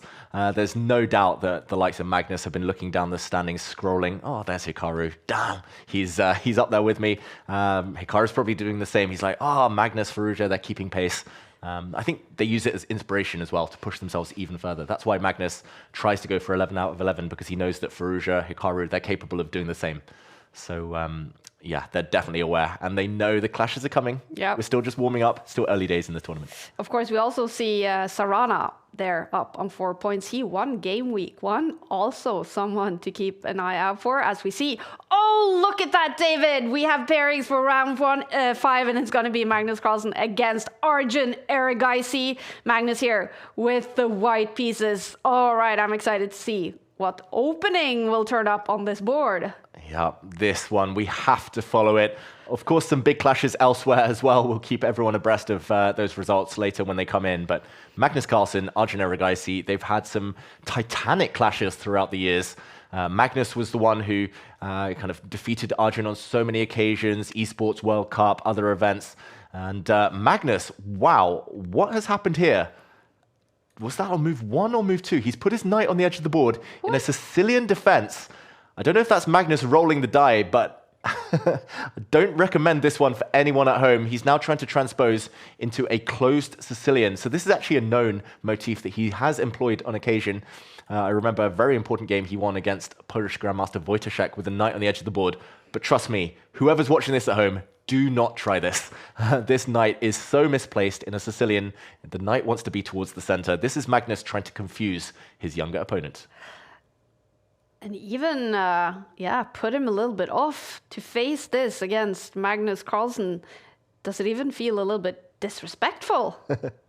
If it was anyone else, I would say disrespect. But no, Magnus, he actually played this on move 1, not move 2. Whoa. I can confirm. So Magnus, I don't know whether he's rolling the die every game. Is he just so addicted to it? Putting his knight on the edge of the board like this.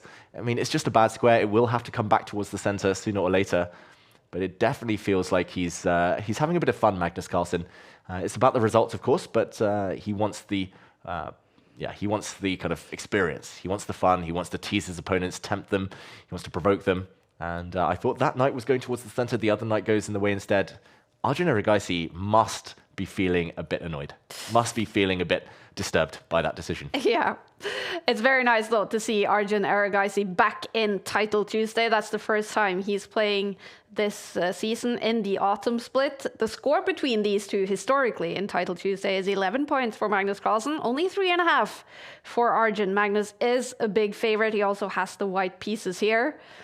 They are equal on the clock. 5 minutes, no increment. And right now it is Arjun thinking before he moves his pawn. Wow, Arjun grabbing a pawn. That is super risky. And look at that eval bar. Much better for Magnus Carlsen now. Yes, black is up a pawn, but look how poised that white queen is. She's so close to delivering some nasty checks. This is one of the first patterns we learn in chess as a beginner.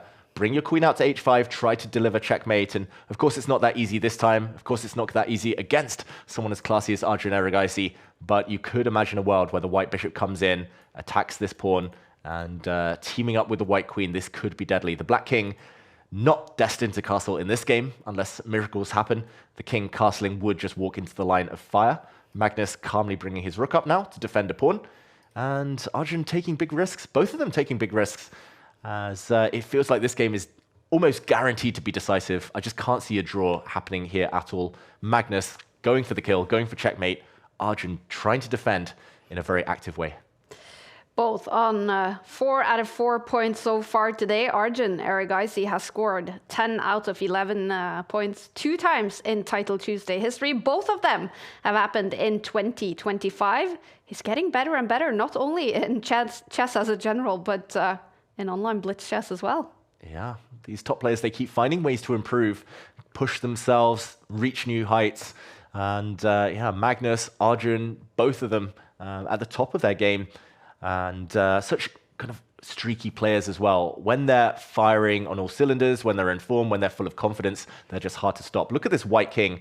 Magnus started by putting his knight on that square, on the h3 square. Now he's walked his king up to h3. This is surprisingly safe, still guarded by pawns. The white knight nearby as a bit of a guardian too. Black has no attacking pieces. That's why you can get away with this type of thing. But Magnus, you need to know the rules in order to know when to break them. And he's really exploring his creative side here. The black bishop, in the meantime, blocking any white pawns. That's a very classy move from Arjun Erigaisi. Suddenly, the bar turns slightly better for black after this last one. Magnus may be realizing that walking with his king forward isn't getting any attack going. Maybe he'll try to push this pawn forward, kick the black knight backwards, but no obvious moves for Magnus. That's why he's burning time on the clock. Both players now under the 3-minute mark. Arjun Erigaisi defending extremely well. This is not the only big battle in round 5. Fabiano Caruana is right now in a winning position against Maxim Vachier-Lagrave, and Hikaru Nakamura is playing with the black pieces against Andrei Yesipenko. But this one, Magnus Carlsen against Arjun Erigaisi, 2 of the best players in the world. The bar is in the middle. Will we see a result in this game, though? Oh, this one's going to end decisively, almost guaranteed. Look at the black queen. What's she doing there? Looks like she wants to give checkmate, but she needs a bit of backup. She needs another piece to attack. She's infiltrated, maybe creating a pin on this first row. Magnus says, I don't care. Take my bishop, please, because then the white queen will just slide across, and it will be the black knight that finds itself pinned on this first rank. This is a crazy position. I've never seen anything like it. The knight does take a bishop. Magnus actually doesn't swing his queen across. He does the same thing, though, from a diagonal. He's going to take this knight back next. The knight is doomed because it has been pinned. Magnus now finding creative ways to stay equal, but can he find an advantage? That's the big question. Arjun just looks so calm all the time. He never changes expression. Winning, losing, you never know with Arjun Erigaisi. Yeah, he is a poker face right now. Remember, 11 rounds in each Title Tuesday, 5 minutes on the clock, no increment, and Arjun is down to 1 minute 35 seconds. He's 1 minute down on the clock. How nervous do you think he is on the inside, David? I think both players must be trembling on the inside, but they're both so well trained in maintaining that facade, keeping nerves hidden from the opponents, that they know they cannot show weakness. Neither side's backing down. Magnus initiated the fire by playing this weird, crazy opening, going on a king walk, pushing his king forward. Arjun's been fighting fire with fire. He wants to now push Harry the h-pawn forward, and just to make that white king feel a bit uncomfortable. Magnus could have taken that pawn. I'm very surprised he resisted that temptation before it was defended, now by the black rook. But this game could go any direction. 2 minutes for Magnus Carlsen, 1 minute 23 for Arjun. Oof. Normally I would favor the queen and knight. Queen and knight are so tricky, dream attacking combo. But here anything can happen. Magnus leaning forward. Can he keep up the speed? If Magnus can keep his extra 30 seconds, he's the favorite. But it's such a weird position. It's going to be tough to make any predictions here. Queen still on the board in this game, as Magnus has also ticked under 2 minutes, but Arjun Erigaisi Ooh, he's about to tick under 1 minute on the clock against, well, the best player in the world and someone who's been exceptional in Title Tuesday so far this season. He's in trouble on the clock, but what's happening on the board? Yeah, it's getting even more complicated. Magnus is lining up some nasty checks, maybe from this angle, from the side. The Black King, we mentioned, never going to castle in this game. The rooks have moved. That king is destined to stay on some very precarious squares. Magnus, meanwhile, centralized knight, active queen, active rooks. We could see the rooks line up together. Where is the breakthrough? That is the big question. Magnus spending a bit too long on the clock, maybe, trying to find that way through. Now a trade of queens offered, blocked. Arjun Erigaisi, look at his queen as well, dancing in behind. That's the square the white queen starts the game on, but the black queen breaking through. Now the rook attacking the white queen. This is getting really scary for Magnus Carlsen. He's got to be really careful to defend this. Arjun's turning it in his favor. Better now, according to the bar. We see a rook trade. The black rook is going to now step up, guard itself, attack the white knight, which is offside. This game is turning in Arjun's favor. Not on the clock, though, as Magnus lifts his queen up one square. Oof. All bets are off. Arjun jumping in with his rook. He's gambling on a rook trade helping him. But now it is the beautiful queen and knight combo. Magnus, he's now calculating whether he can take this pawn, kick the bishop back, and then push. Nope, he steps back. He's keeping his king safe. Magnus, I have a feeling, is going to try and win this game on the clock. He's just protecting everything. Everything defended by Magnus Carlsen on light squares. Can he win on time with a 10, 11 second advantage here? Magnus has also ticked under the minute, but Arjun about to have only 30 seconds left on the clock. He's looking calm as a cucumber, though, but Magnus, he's leaning forwards. He is looking a little stressed right now. Yeah, both sides definitely stressed. Now Magnus can decide to trade or not to trade. Does he take that bishop? He says no. Knights are so tricky at this stage of the game, especially when it becomes about flagging. When the clock's ticking down, Magnus better. Apparently, he's trying to get those queens off the board. There we go. Arjun banking on the fact that a queen trade might save him, but now the white king stepping forward. This pawn is going to be weak eternally, tying down the black bishop. It should be a draw with best play. There's just not enough pieces left. But Magnus has 10 extra seconds. He's got the knight as well. That's such an advantage when blitz chess gets to this stage of the game. Look at this. He's just moving his king back and forth. Is there a way through for Magnus Carlsen? He panics. He freezes. He drops his knight back. He's going for the pawns. Arjun Erigaisi's defending. He's holding everything, defending so well, Arjun. Magnus is taking a risk, though. He's let the black king forward.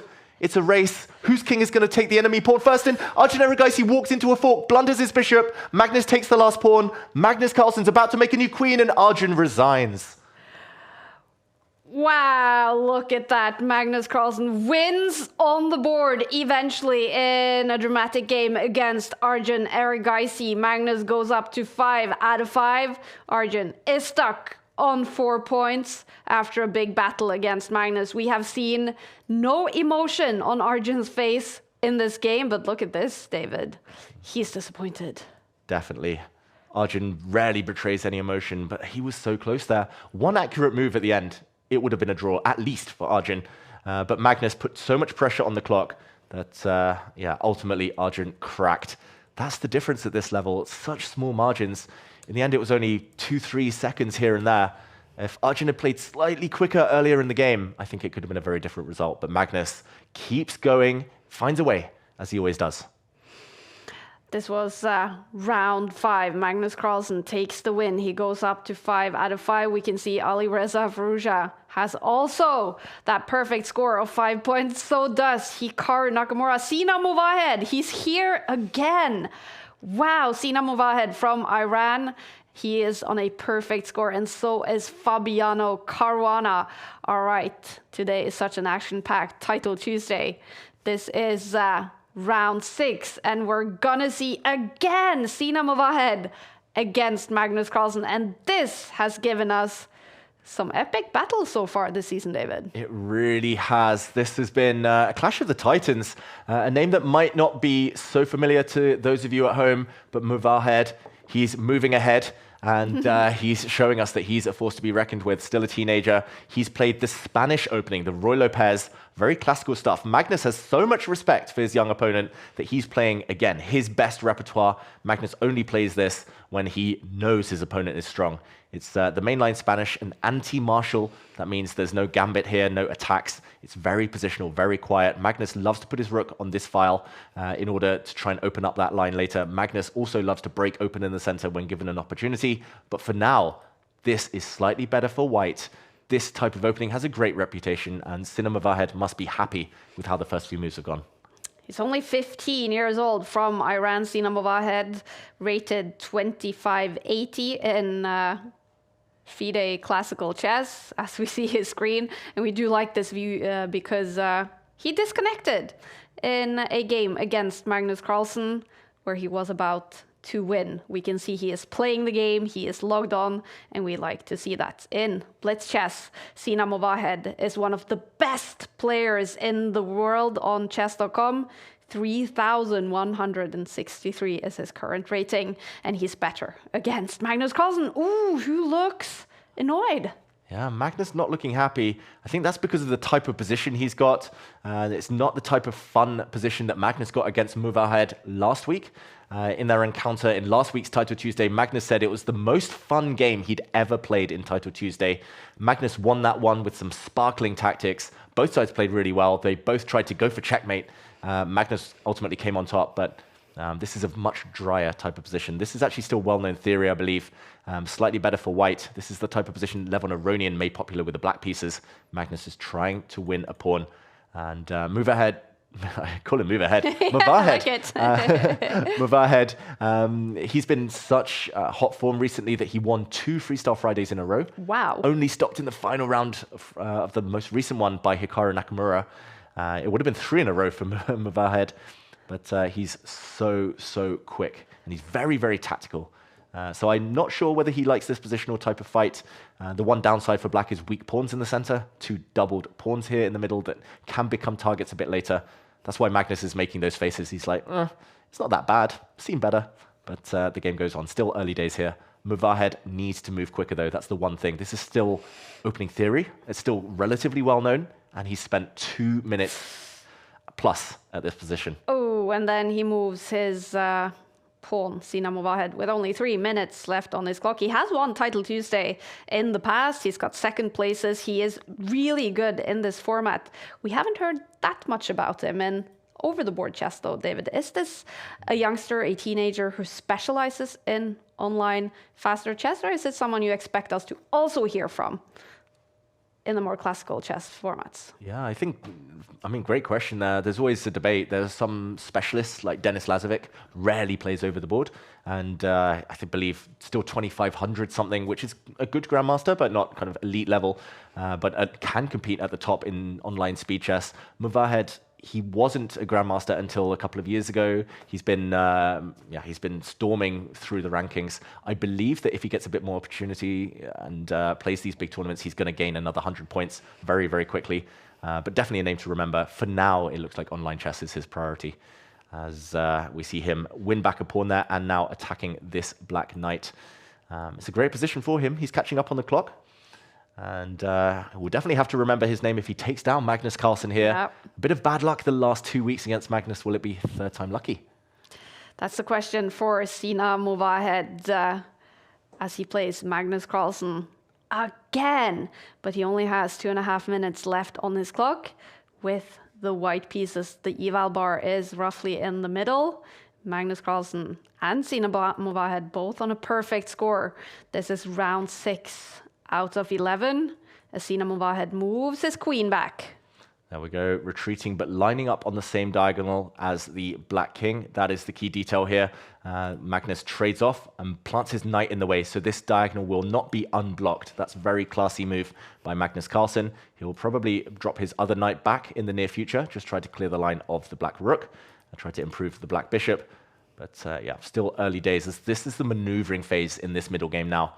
Movahed, he's one of the talented Iranian generation. Magzudlu, of course, these days is the Iranian #1, very strong player, nearly got to the candidates. Fiorito was one of the initial Iranian prodigies who now plays for France. Movahed has a lot of idols, a lot of very strong speed specialists he has learned from. Magnus, though, is turning this in his favor. Look at this, slightly better for black now. The bar moving in that direction. The black queen can start coming to grab some pawns in the near future. This queen occupies an open line. The rook occupies another open line. No entry squares yet, but Magnus will enter when given an opportunity. As the white knight jumping. This is Magnus's type of position. Slightly better for white now, apparently, but Magnus is so used to them. He's played this type of position in World Championship matches. If I were Movahed, I would have gone for something a bit more crazy, aggressive, tactical. I believe that's the only way. We got confirmation, by the way, that Magnus did not roll a dice in this game. That's how badly he wants it. He didn't want to leave anything to chance with black. Wow. Yeah. Magnus Carlsen. 2 minutes left on his clock. Meanwhile, in round 6, we have a big All-American battle between Hikaru Nakamura and Fabiano Caruana, number 2 and 3 in the world. Hikaru is much better on the bar with the white pieces. Right now, Fabiano Caruana, he's not the expert in online blitz, but he is on 5 out of 5. Now up against Hikaru Nakamura in this round. Yeah, nice to see Fabiano playing. He's had some mixed words about Title Tuesday, mixed love affair, rarely winning it. I don't know if he's ever won it, Fabiano, but he's always up there and thereabouts. He's super consistent. But this position, in the meantime, talking of consistency, it's consistently been getting better for white, just the last few moves.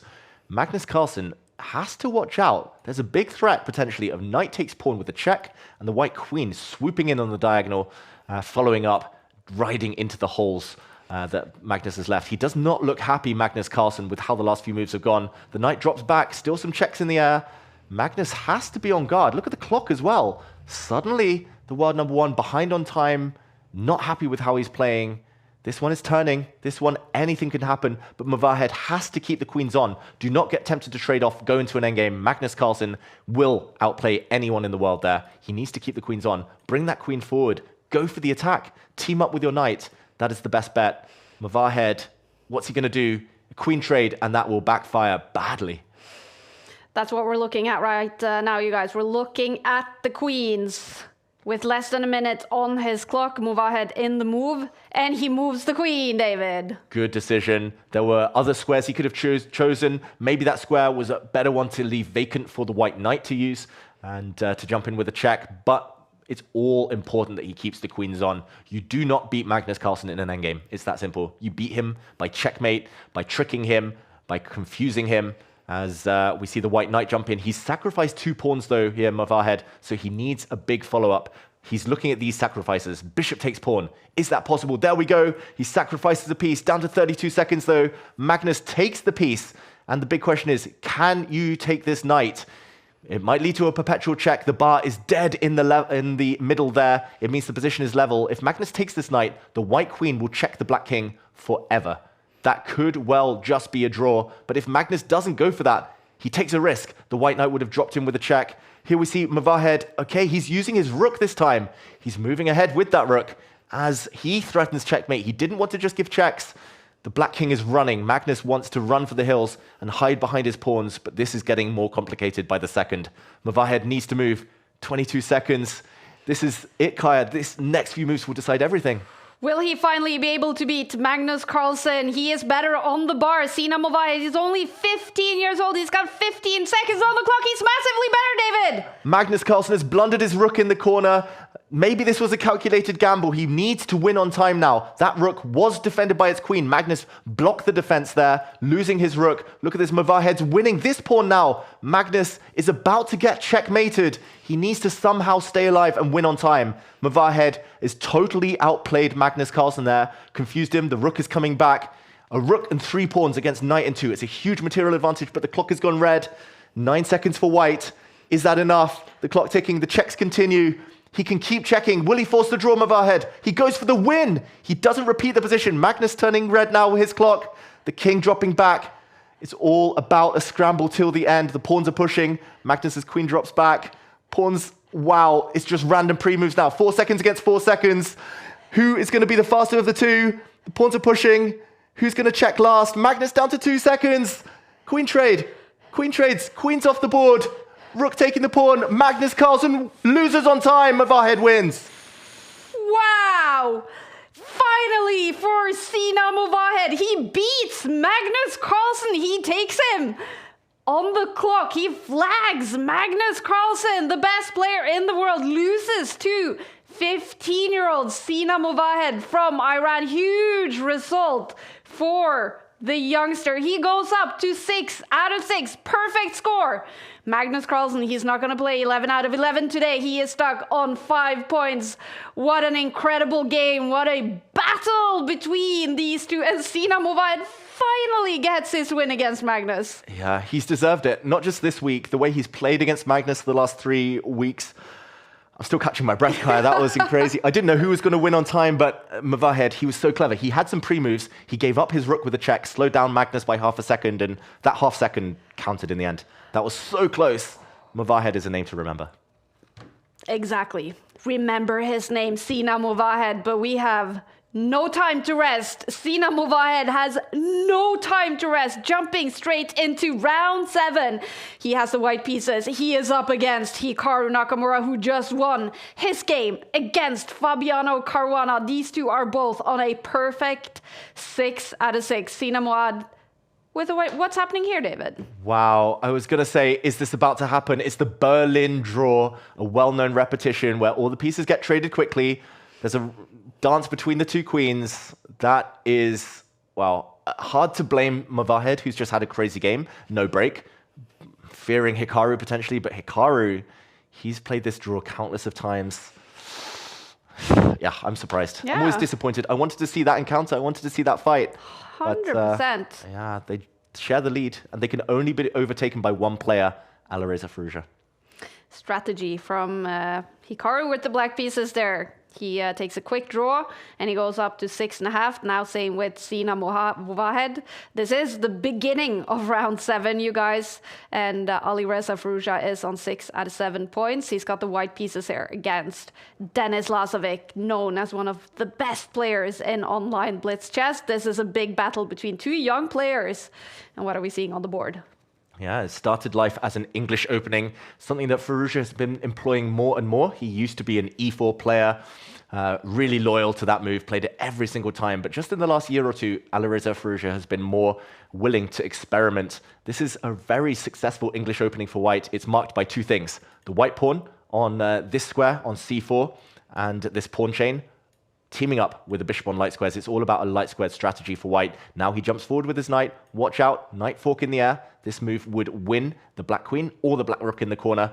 And this has been a great opening for Alireza. He's still a young player in his own right, but facing someone even younger here, he's tried to make it as strategic, positional as possible against Denis Lazavik. Denis Lazavik, 19-year-old from Belarus.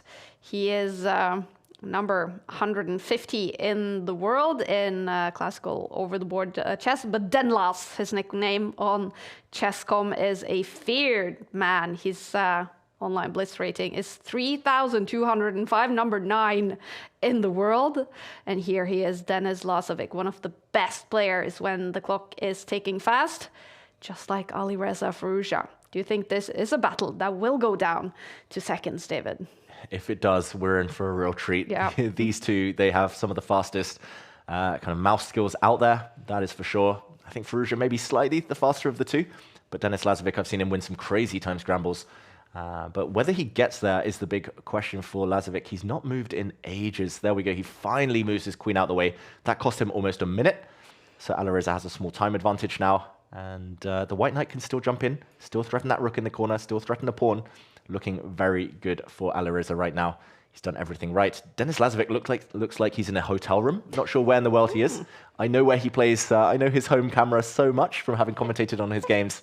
I think he's in a hotel. Maybe that's put him off his stride. Maybe lost a bit of routine there. Yeah, and is he about to play some other tournament? Who knows? Denis Lazavik, he's won Title Tuesday 12 times in history. One of the best players in this format. Alireza Fiorito on 6 points with the white pieces better on the bar. Yeah, in the meantime, this last move, slightly chaotic from Denis Lazavik, maybe slightly panicky. He's trying to open up with this pawn push his bishop. This bishop is a bit of a sniper in the corner. It's got the rook in its sights. If the black knight is ever able to jump out the way with tempo, that rook would be hit. So Alireza shuffles it out the way. A bit of a trade there first.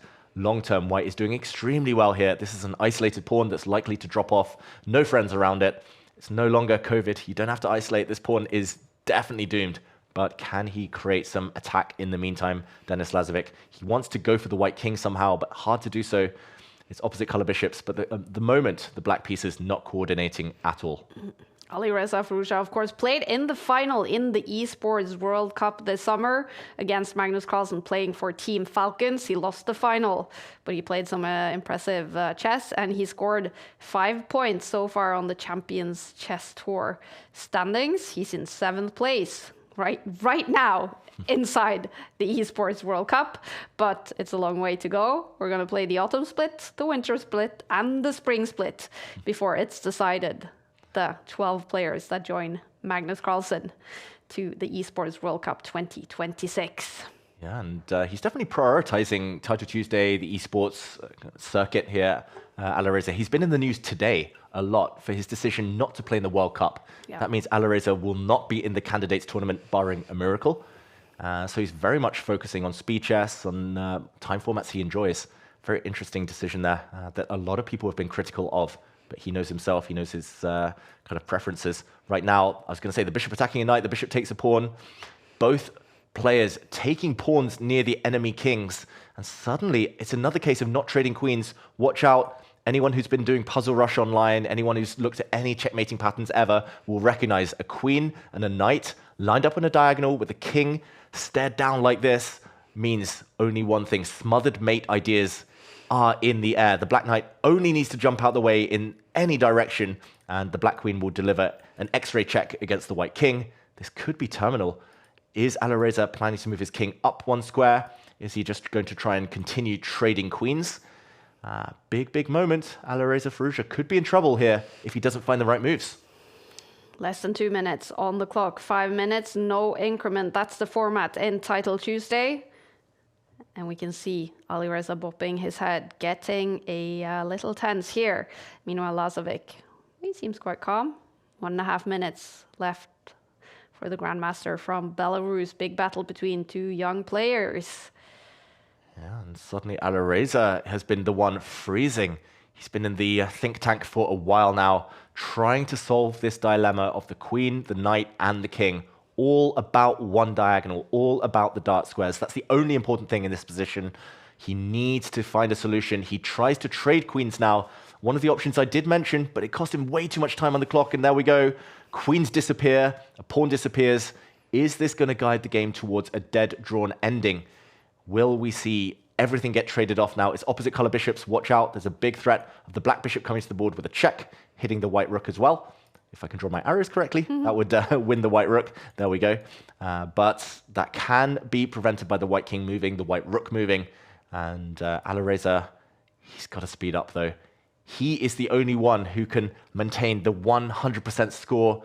If we're going to see 11 out of 11 this week, it's got to be him. But 42 seconds, still with enough pieces on the board to cause confusion as well. I think Denis Lazavik is going to try and shift gears now and try to flag his French opponent. Wow. Yeah. This is the moment, you guys. Alireza Fiorito is under 1 minute, and Denis Lazavik about to tick under 1 minute. Will this be a scramble with red clocks, or will it be a draw? It's up to Lazavik, I guess. Very much up to Lazavik. If he wants to draw now, Denis Lazavik, he'll probably just take this pawn off the board, and then he'll bring his knight back and say, it's a fortress. There we go. He plays the safer line. He could have kept that pawn alive, taken a bit more risk.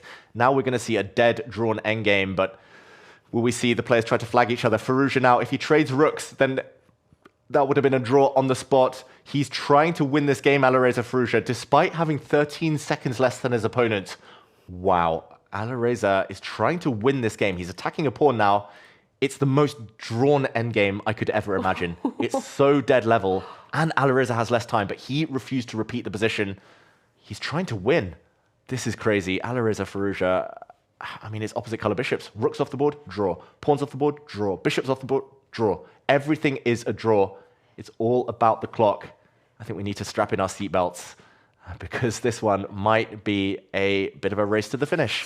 Alireza Fiorito wants to score 11 out of 11 for the first time ever. He's never, ever done that. And playing like this, he is fighting for his 7th points to go, 7 out of 7. But okay, clocks are ticking. Now it's Lazavik. Oh, he's going down to 10 seconds on the clock. Oh, this is Alireza's mouse skills at play. Look at how quickly the moves are coming in for white. He's pre-moving. Every time we see a move, just shoot so fast on the board. He's pre-moving. Look at this. He trades a set of pawns. He's created a pin. He's winning a pawn, Alireza Fiorito. And now, if he keeps the rooks on the board, he should have winning chances. Denis Lazavik down to 5 seconds. The clock goes red. He needs to keep the rooks on the board, Alireza. Otherwise, it's a dead draw. He's going to check black. No way Lazavik can pre-move. He's got to be wary of checks. 3 seconds, 2 seconds. It's going to be clock again deciding this game. He blunders his bishop, Denis Lazavik. That's going to be the end for him. The clock is going to be the clincher, though. Alireza Fiorito wins on time, 7 out of 7. Wow, look at Alireza Fiorito. He is so calm. Massively better. He wins on the board and on the clock against Denis Lazavik. Look at that. Alireza Fiorito playing for France. Big decision today to not play World Cup. He's showing us that this is what he wants to shine in. He is one of the best players in online blitz chess. Title Tuesday, he's going for the Esports World Cup. Impressive stuff by Alireza Fiorito. Do you think, because of the news today, David, that he's just super eager to show everyone that he can score those 11 out of 11 in Title Tuesday? Yeah, I mean, he was a man on a mission there. That was, I've got to say, ruthless. That was heartless. Like, he did not care about the fact it was a dead drawn position. He was down a few seconds as well, Alireza Fiorito, but he knew his skills. He's so good at flagging, so good on this thing, so good on the mouse. And yeah, poor Denis Lazavik, there was not much he could have done. But that's how much Fiorito wants it. And how much Fiorito wants it will be apparent in this game. Oh, here we go. No time to rest. Round 8 is starting. And we have a big battle. Hikaru Nakamura with the white pieces. He's on 6.5 points. He's up against Alireza Fiorito on that perfect 7 out of 7. Black pieces for Alireza Fiorito. All right, what are we seeing on the board, David? Ooh, we see the dreaded Berlin defense. This is the exact opening that Hikaru had when he was black in the last game, and it was a quick draw. Hikaru spending 30 seconds now. Oh no, it's going to be the same draw again. Hikaru doesn't even want to play a game against Fiorito. Why is Hikaru doing that? He's half a point behind his opponent. Game over before we even got into the heart of it. Disappointing. Oh, what that means, Alireza Fiorito as well will not score 11 out of 11 today. He will be in the lead now, though. 7.5 points. Hikaru on 7 points. Hikaru with the white pieces there takes this to a draw. So we're jumping into this one.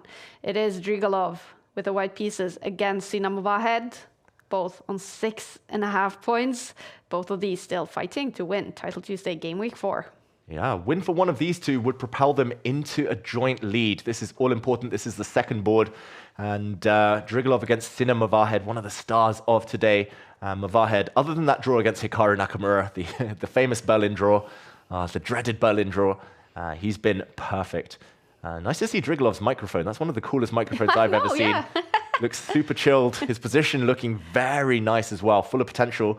If you look at the white knight, beautiful. Look at the white pawns, very nice as well. This is the King's Indian defense, something that Movahed used last week against Magnus Carlsen. Didn't work that time, hasn't been working again. White has a huge advantage. All he needs to do is push this pawn forward. There we go, step 1. Next, he's going to bring his bishop forward.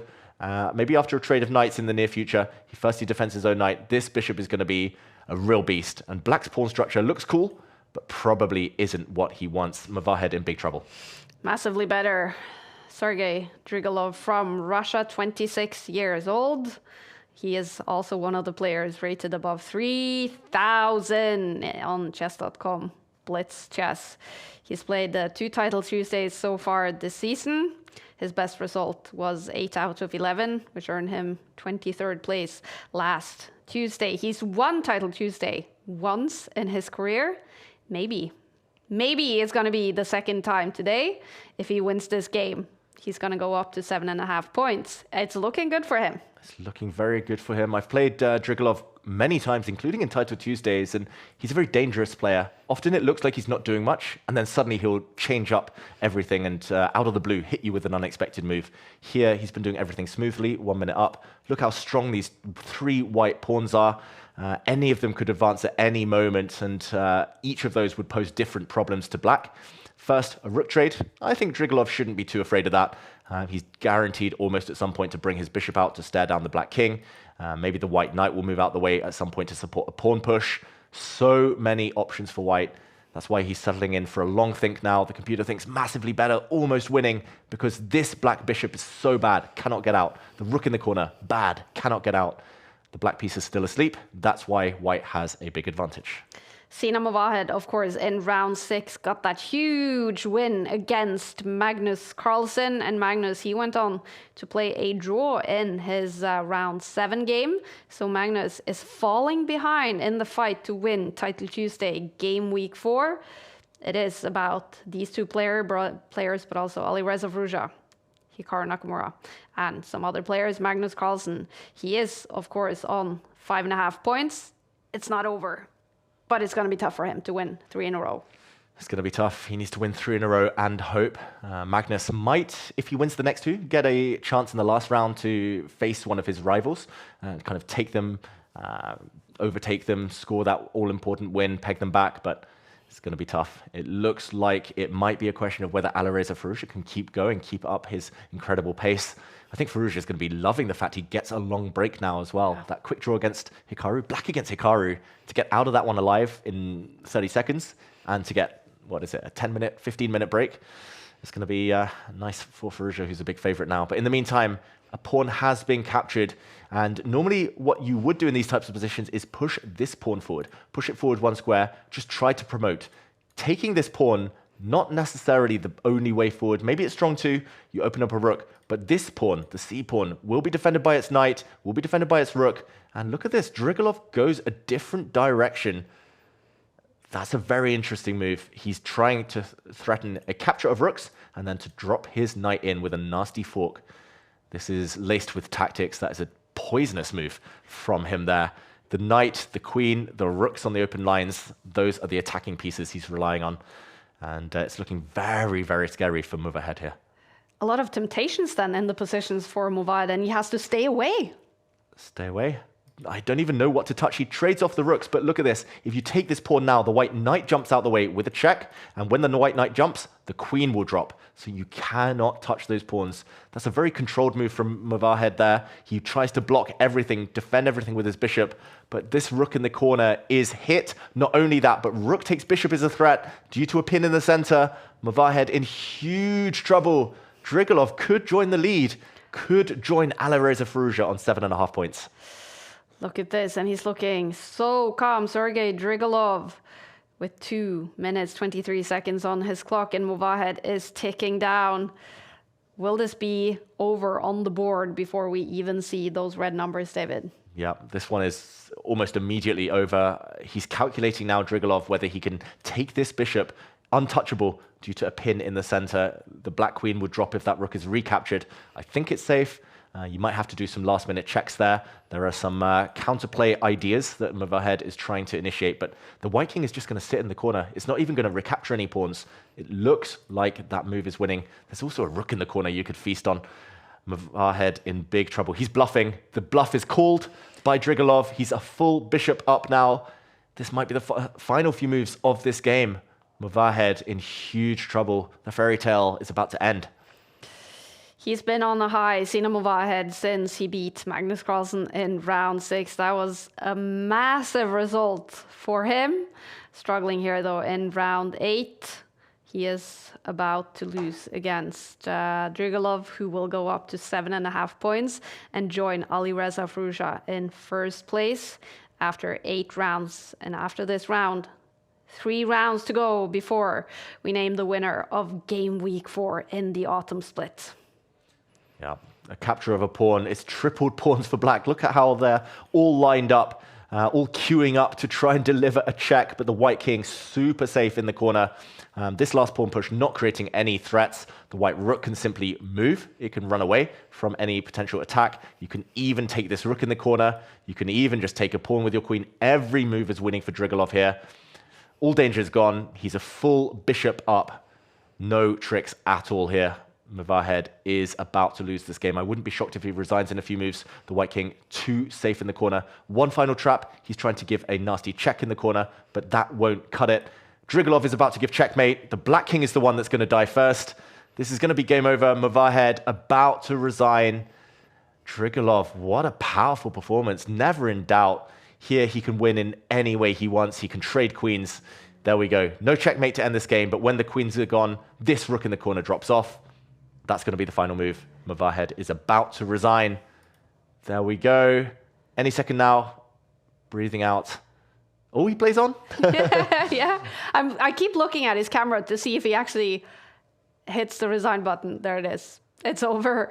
It's a win for Zigalo. He celebrates. Look at that. Super happy about that performance. He takes the win. He goes to 7.5 points. It's a loss with the black pieces for Sina Movahed, who is stuck on 6.5 points. This was a big battle for the players fighting to win Title Tuesday Game Week 4. We now have 2 players on 7.5 points, Alireza and Zigalo. And then on 7 points, Hikaru Nakamura. This is still round 8.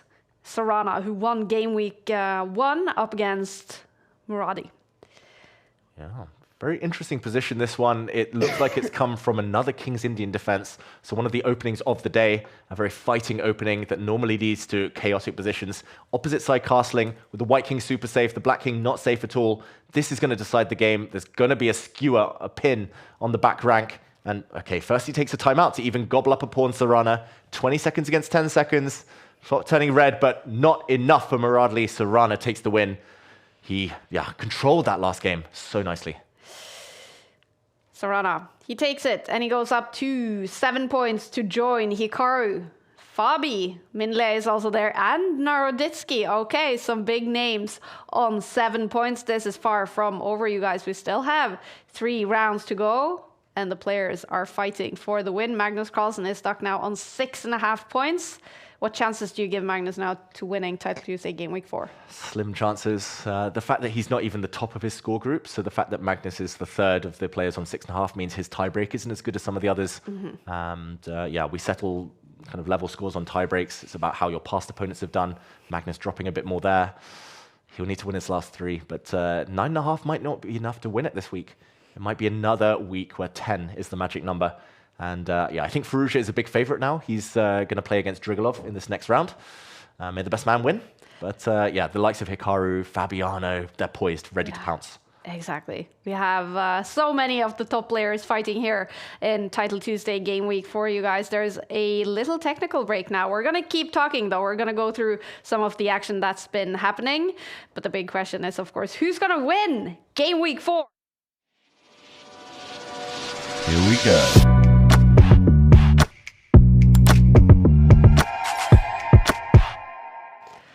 How's your voice, David? It's been dramatic today. Ooh. It's getting croaky, I must admit. 3 rounds left. My voice will survive. But no, it's been fun. Lots of time scrambles today, Kaya. So much drama on those clocks, David. We've seen them be red. They've gone to 0. There's been flagging. Let's take a look at an action replay. One of our favorite moments, of course, so far today. Round 6, Sina Movahed. Then there is a story, of course. He was massively better against Magnus a few weeks ago. He lost because he was disconnected. Next week, he lost to Magnus on the board. And here, they meet for a 3rd time. And what's happening? Yeah, last week it was the most fun game Magnus has ever played in Title Tuesday, in his own words. This one was a fun game as well. We joined just after Magnus, though, has blundered. Earlier, he could have had a draw. He could have allowed the position to repeat itself, but he wanted to win Magnus. He has more time. Look at this. 7 seconds for White, 14 seconds for Magnus, but the Black King was just too open. When you're low on time, the last thing you want is an open king, because then you can't pre-move. You know you'll get checked, and you can't predict which check will come from which angle, so it makes you much, much slower. And despite the fact Magnus had a few seconds more than his opponent, it was Magnus Carlsen getting checked, losing seconds on the clock, Movahed pre-moving. Very importantly, very nicely in a moment, getting the queens off the board. This was all important. Getting the queens off the board removed all the risk. Getting that last pawn off the board was the one that tricked Magnus. And Magnus, a bit of a bang there on the table, running out of time. So close, but ultimately Movahed, he deserved it. He controlled most of that game. Yeah. It's sort of been in the stars. It's been coming for him. He's been up against Magnus now 3 Tuesdays in a row. Yeah. And the 3rd time he gets lucky and he wins it. What does that tell us about the future for this 15-year-old? Yeah, I mean, that's how kind of every story starts, right? It's never easy. No prodigy ever comes through and beats the top players in the world on their first try. It's just unthinkable. But you have to keep going. You have to believe. Once you make the breakthrough, that's when things can start accelerating. And very impressive. Just the perseverance. The way he's fighting, he's not backing down or not playing boring chess against these guys. He's really going for their throat. It's promising signs for the future. Yeah. All right, you guys. Round 9 is coming up in a few minutes. You're watching Take and Title Tuesday. We hope you're enjoying the show and the action. Go check us out on YouTube. We do post a lot of videos, a lot of content with Magnus, with other top players. And here is a little bit of a look at what you can expect on the Take YouTube channel. He's just made 20 moves. Has he survived? No, because it's checkmate. Yeah, but I made 20 moves. No, it says 21.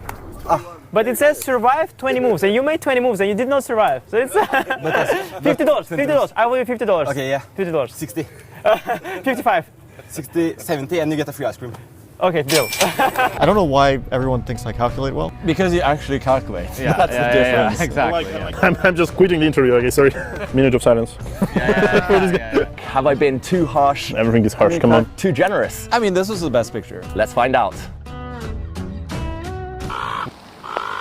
He's here, in a school gym on the outskirts of Oslo, facing an opponent he hasn't played in a decade. His former coach, Simon Agdestein.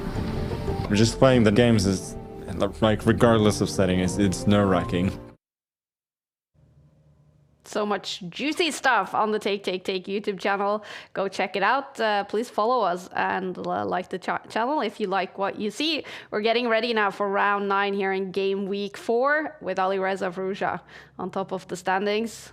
Hikaru Nakamura is streaming. We see Arjun finally joining us. It's the first Title Tuesday he plays this season. And of course, Lazavik and Zigalo. A lot of players are streaming Title Tuesday, you guys. Never forget that. One of them is Simon Williams, the Ginger GM. He's actually streaming from the Dave Cave here at the Take offices. Look at that, with his mushroom shirt in the streaming room next to Magnus Carlsen. And Simon is on 8. Where is he? He's on 5 points so far. Simon Williams. Is that a good score for him? Yeah, he's on a 5-game winning streak. Really? Or at least it looks that way. Or, okay, I don't have his 4th result in here, but he's won a few games in a row now. Okay. And it was a slow start. He lost his first 2 games, but he's finding the pace. Simon, on a streak. You can check out his stream on his Ginger GM channels. Always entertaining, you guys. I also noticed Anna Crumling is playing today. I'm trying to find her here on the standings. She is probably streaming as well while she is playing Title Tuesday. Anna Crumling, the streamer from Sweden. All right, so let's see if pairings come up for round 9. I guess we should expect Fiorito against Zigalo. They haven't played yet, have they? I don't think they have. Fiorito's only dropped half a point to Hikaru Nakamura. Zigalo has been on fire these last few rounds. And I don't believe he's dropped a draw for a while now. It looks like he only drew in round 4 against an IM, but he's been on a winning streak ever since. Wow. This is a fierce edition of Title Tuesday, you guys. Game week 4, we have never seen these many of the top players, especially this season in the autumn split. They're all here. Hikaru, Magnus, Fabi, Fiorito, Arjun. So many of the top dogs are playing, and we do have 3 rounds left before we name the winner of Game Week 4. Pairings are out. Alireza Fiorito with 7.5 points. We'll have the white pieces against Sergei Zigalo, both on 7.5 points. What's happening on this board, David? Okay, we've got an open Sicilian. It's the Najdorf variation, with black playing an early pawn to a6 push. That characterizes the Najdorf. Normally, this is one of the most fiery openings you can choose. No solidity here. Very rarely a positional battle. Becomes very dynamic. It's all about the tactics, all about who can get their plans in before their opponents. Becomes a race often with kings on opposite flanks. And here we see Fiorito. Wow, some very quick moves there. But Fiorito attacking the black rook. He's got light squares under his grip in the center. Black's king looks potentially very attackable, very weak there in the center. But in return, black has the long-term potential of these pawns pushing. They could become menacing if they're allowed to step further forward. Also an open line for the black rook to stare down at the white king. So this one has all the ingredients to be a real fight. Drigalov not backing down, not showing any fear to Fiorito, although it is the type of position that Fiorito typically does quite well in. Alireza Fiorito has historically won Title Tuesday 19 times. He's fighting for number 20 today. He's looking so chill today, so calm, Alireza Fiorito. He is where he loves to be, playing online blitz chess. We were not joined by Alireza last week. He was traveling from the Grand Swiss, probably, and he didn't have a chance to play today. It was announced that he will not feature in the World Cup later this year, meaning he's not going for a spot in next year's candidates. How shocked were you when you saw that, David? Yeah, I think anyone else I would have been more shocked, but still a bit of surprise. Alireza is still a young guy. He's just 22 years old. He's world champion material. We've heard about that for years. Yeah. I mean, he was 2,800 when he was just 18 years old. That's incredible. And yeah, it feels like he'll get a shot at the world title at some point. He'll play in more candidates in future. It's just odd to see them willingly walk away from these opportunities, these young players. I mean, you would never see the likes of Prag or Abdu Satrov turn down an opportunity to, like, even if it's a remote opportunity, small chances, they would never pass up the chance. But Alireza, he's always had other priorities. He's always been his own man. And yeah, we'll see him back in future. Or is it Magnus Carlsen starting a trend with turning down the World Championship title, not playing that much over the board, classical chess anymore, very much stating that the main thing for him is Esports World Cup, Title Tuesday, online chess, playing these kind of events. Do you think Alireza is inspired by that? Yeah, possibly. Magnus has always been a trendsetter, right? And I think everyone is always influenced by the star players of their time.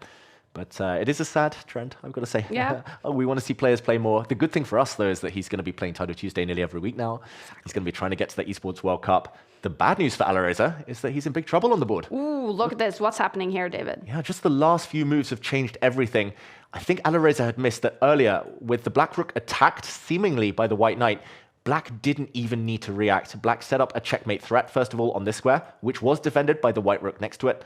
But now this rook teaming up as well, the other rook, the queen, everything is pointing in the direction of the white king, which has just moved. And now the big question is, can Drigalov pounce? Can he break through, give up his rook? Rook takes pawn, try to bring his queen into the corner here, and maybe pick off this white rook in the other corner. That would show some real gymnastics, the black queen there, some real agility, but it might also just be very strong. He will win a pawn. He doesn't want to go for it, though. Maybe he's trying to push these pawns forward to win a piece in the process, some forks in the air, but that has given Fiorito some time to defend everything, and the black king weak too.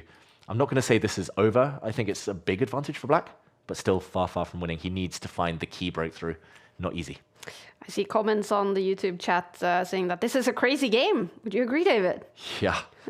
Sicilian defense. I've always stayed clear of it because crazy is not my middle name. I can't deal with the chaos that often ensues, but the likes of Alireza and others, especially the new generation, they love this type of position. The black pawns are either very strong or they're very weak. It's that type of position. It's either very good for white or it's very bad. Nothing in between. We do have other big battles happening here in round 9. Sindarov against Fabiano Caruana. Naroditsky against Hikaru. 2 streamers, 2 Americans, 2 big names fighting it out in round 9. Hikaru is fighting to win Title Tuesday today.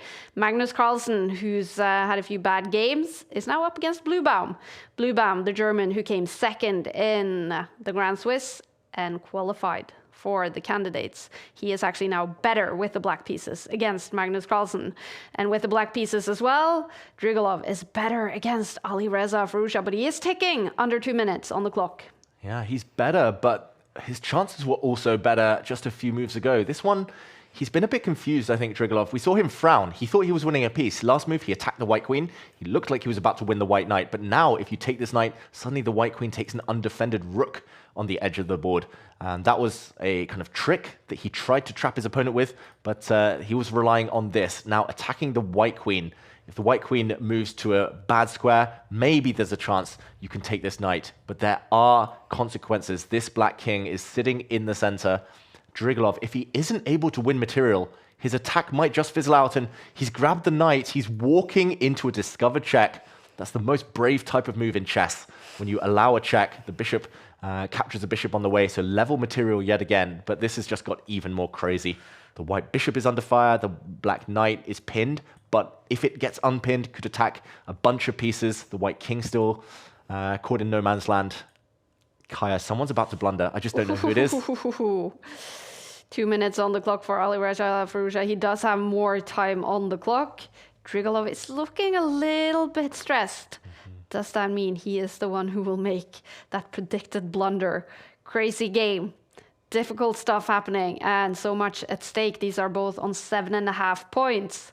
A winner in this game will be the leader heading into round 10 out of 11. It's getting close to the announcement of the winner of Game Week for you guys. Yeah, look at the calculation. Both players locked deep into thought, trying to work out the future. And I predicted the blunder. There we go. Alireza Fiorito. He's losing a piece, I believe. Black can win a piece in various ways. This bishop is hanging. Maybe you trade queens first. But Drigalov, is he going to show us the way? He spotted something. He's frowning. He thinks he's seen a win. And it doesn't seem like Alireza Fiorito has noticed that this queen move he just made is a massive blunder, meaning Drigalov is massively better in the game. Drigalov, look at him. He is studying the position. It definitely looks like he senses something, but he blunders back, David. He blunders back. There were so many tactics in that position. Maybe trading queens first was the way forward. That bishop as well was hanging in so many variations, but he's miscalculated, I feel here, Drigalov. He's forgotten the fact that after rook takes pawn, now his rook is hanging, his knight is hanging. There's no time to win everything. You're actually losing material here with black because too many pieces will fall with check. Everything comes with a check because it's the black king, not the white king, that's sat on a vulnerable line. Oh, Fiorito, look at this. He sacrificed his queen now with this last move. He's taken a knight. If queen takes queen, it's going to be a double check. The white knight is going to come forward with a check, hitting the king from every angle, and the queen will drop back. This is a wild position. Not the best from Fiorito. There was something better, but good enough for a huge advantage. Look at this. Everything coming with check now. The white queen will drop next, and look at this. The rooks, both of them hit simultaneously. You can't defend them. One of the rooks will drop off. Fiorito's going to end up a pawn to the good in a winning endgame. Look at Alireza Fiorito, better on the bar, much better on the clock. Drigalov with only 14 seconds left, but the bar goes back to slightly better. Yeah, this is where Fiorito, he's clicking up the gears. He knows he can win on time. It's not even about finding the best moves anymore. It's about trying to set the traps that cost the opponent their last 11 seconds. Drigalov's king has entered the center of the board. Once that clock ticks red, there we go. This is danger time for Drigalov. He needs to pre-move. He needs to get white's rook off the board. Then you can just move on light squares because it's only a bishop left. He's trying to get the rooks off, and Alireza's blundered his rook. Drigalov perks up. 6 seconds. Can he deliver checkmate? The white king is trapped. Black is totally winning. Alireza, in his haste to win the game on time, blundered his rook. Knights are so tricky, and checkmate is coming. The black knight is going to deliver a nasty check. 5 seconds. Drigalov, he's about to win. He's about to turn it around. Alireza has self-destructed. Not much to do. Your king is trapped. There's no way out. He just needs to prolong it as long as possible. He needs to survive 5 more seconds. But there we go. Checkmate about to land. The knight checkmate is coming next move, guaranteed. Alireza leans back in devastation. He's about to resign. The knight is coming in, and look at Drigalov celebrating on the camera, takes the lead. He cannot believe it. Drigalov, with 4 seconds left on the clock, beats Alireza Fiorito. He takes sole lead in Title Tuesday, Game Week 4. He goes up to 8.5 points in a crazy, crazy game. Alireza Fiorito had this on the board. He had it on the clock. He ends up losing. Look at Drigalov, the celebration. Oh, he is pumped with this win. And how does Alireza Fiorito feel about losing it the way he did? I mean, there's nothing more devastating than losing a winning position, other than maybe the fact that you had it in your hands and you cost yourself that win. I mean, he switched to flagging mode. We saw it. He was trying to win on the clock. Yeah. He just forgot about his rook. And 5 seconds, that was impressive by Drigalov. Yeah. He only spent 1 more second to checkmate from what was still a difficult position to win. Alireza, he's going to be kicking himself now that he took that quick draw with Hikaru. I understand the Falcons have like a peace treaty, maybe. They just want to draw those Team Falcon players. But Alireza lost momentum and was punished. Look at that. Sergei Drigalov takes sole lead with 2 rounds to go. He's on 8.5 points. He's got Hikaru and Sarana right behind them. They're on 8 points. And then we do have 5 players on 7.5. Alireza Fruja and Fabiano Caruana, 2 of those players. Magnus Carlsen on 7 points with only 2 rounds left, and we get the pairings. Of course, it's Hikaru versus Drigalov in this next round. Big battle. Hikaru has to win this. He has to win this to overtake Drigalov on the standings. He has the white pieces. All right, let's go, David. Yeah, let's go. And Drigalov is definitely feeling pumped in this game.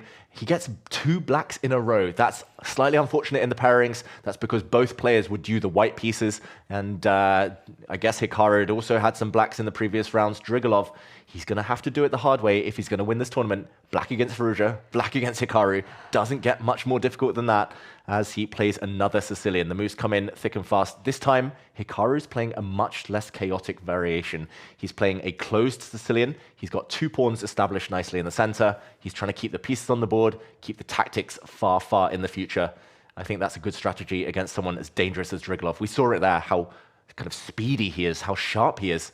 And this looks fantastic now for Hikaru. The black bishop dropping back. The white pawns can push at any moment. This is a dream opening for Hikaru Nakamura, who's ready to leapfrog his opponent with a win if he gets it.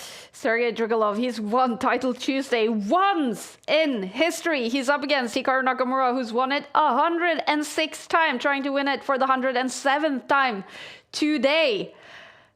With 8 points, he needs to win against Drigalov to overtake him on the standings. He is better on the bar right now, Hikaru, and he looks like himself. His head is bopping. He looks like he's in the mood. He's in the zone. He's streaming. He's talking. He's playing fast. Good moves coming in. This could be Hikaru Nakamura's day. It could be, and Hikaru does these things. He's a very practical guy. He's a very practical player. That's why he's kind of using the system to kind of gain those games, gain those rating points to qualify for the candidates. That's why he's played 2 rounds fewer than everyone else here. He took 2 quick draws. He's had long breaks, so he's full of energy. He's going to be feeling this moment, and I'm being told that earlier on his stream, Hikaru Nakamura, he said he took that quick draw against Fiorito because he wanted an easier run at the end. And all about tactics. All about tactics. Is he going to be eating his words? Drigalov, no pushover, of course. But then again, with white, kind of on paper, this is a dream pairing for Hikaru. He's got a great position as well, as now he traded a set of knights, pushing forward his bishop. He's trying to push these pawns. And there we go, Drigalov closing the center. Still a nice position for Hikaru. More time on the clock. Much better, says the eval bar, because he's got more space now. This pawn pushing forward into the center. I'm expecting the black knight to try and at least jump to an active square. But yeah, Hikaru, I've got to say, it looks like he's getting the job done. Great start. 1 extra minute as he offers to trade off the remaining set of knights. It's going to be all about the rooks, bishops, and queens, the long range pieces for the rest of this game. Drigalov is in sole lead heading into this round 10 with his 8.5 points. We have 2 players on 8 points, Hikaru Nakamura and Alexei Sarana. Sarana is now playing against Alireza Fruja, and he's much better. Right now, Sarana is much better against Alireza Fruja. If he wins that game, he's going to go up to 9 points. This is far from over, you guys. Who will win Title Tuesday Game Week 4?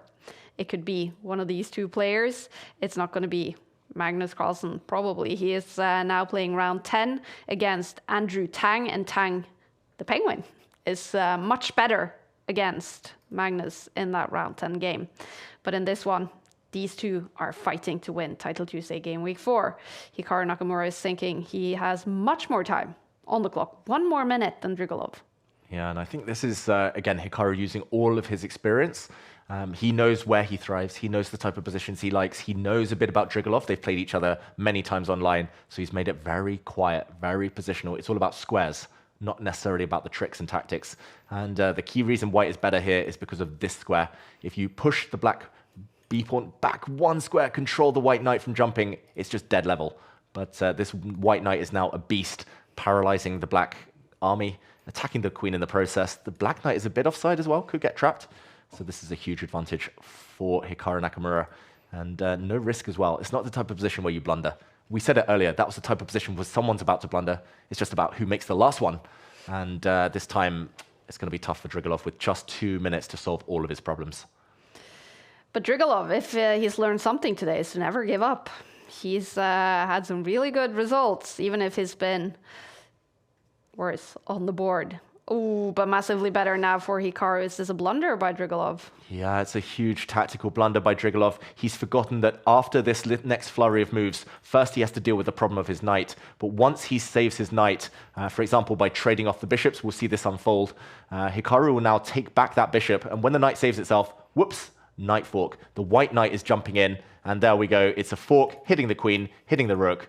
Hikaru Nakamura is about to calmly, very powerfully take the lead. This is why Hikaru's decision earlier was so impressive. He knew that he could still be behind the leaders, but take them from behind later and leap into the lead, because this is the type of pairing he gets. This is the type of opponent he's so successful against. Exchange up, rook for knight. Drigalov laughing now. He knows he's doomed. White can even think about moves like pawn to g4. Will that win either the black queen or the black knight in the near future? Hikaru calculating. It's the last few moves. He points up to the skies. He's worked it out. Hikaru Nakamura. What's he going to play? I'm predicting a pawn push. There we go. He attacks the black queen. It's going to be tough now to keep the black queen and black knight alive on the board.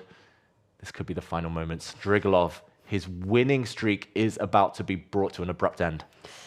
Hikaru Nakamura is on fire today. He still has 2.5 minutes left. He's massively better in round 10 against Drigalov, who's ticking down to 1 minute. If Hikaru Nakamura wins this, he goes up to 9 points. He will be on top of the standing. Question is, will he be there on his own, or will there be another player with him? This is round 10 out of 11 rounds. Yeah, he's back. Either way, Hikaru Nakamura, he's playing more aggressively, playing more purposefully, no more passive waiting around for the opponent to blunder. He was the one who took the bull by the horns in this game. He won that black knight, as we predicted just there. The black queen gets herself out of the danger zone, but it's a full rook up for Hikaru Nakamura right now. Black only has 2 pawns in return, but the pawns are meaningless. Queen trade is going to decide this game. Drigalov looks ready to resign. The pink microphone will not be leading to any more colorful play for the rest of this game. Queen's off the board. Extra rook for Hikaru. This is just a matter of seconds before this game is over.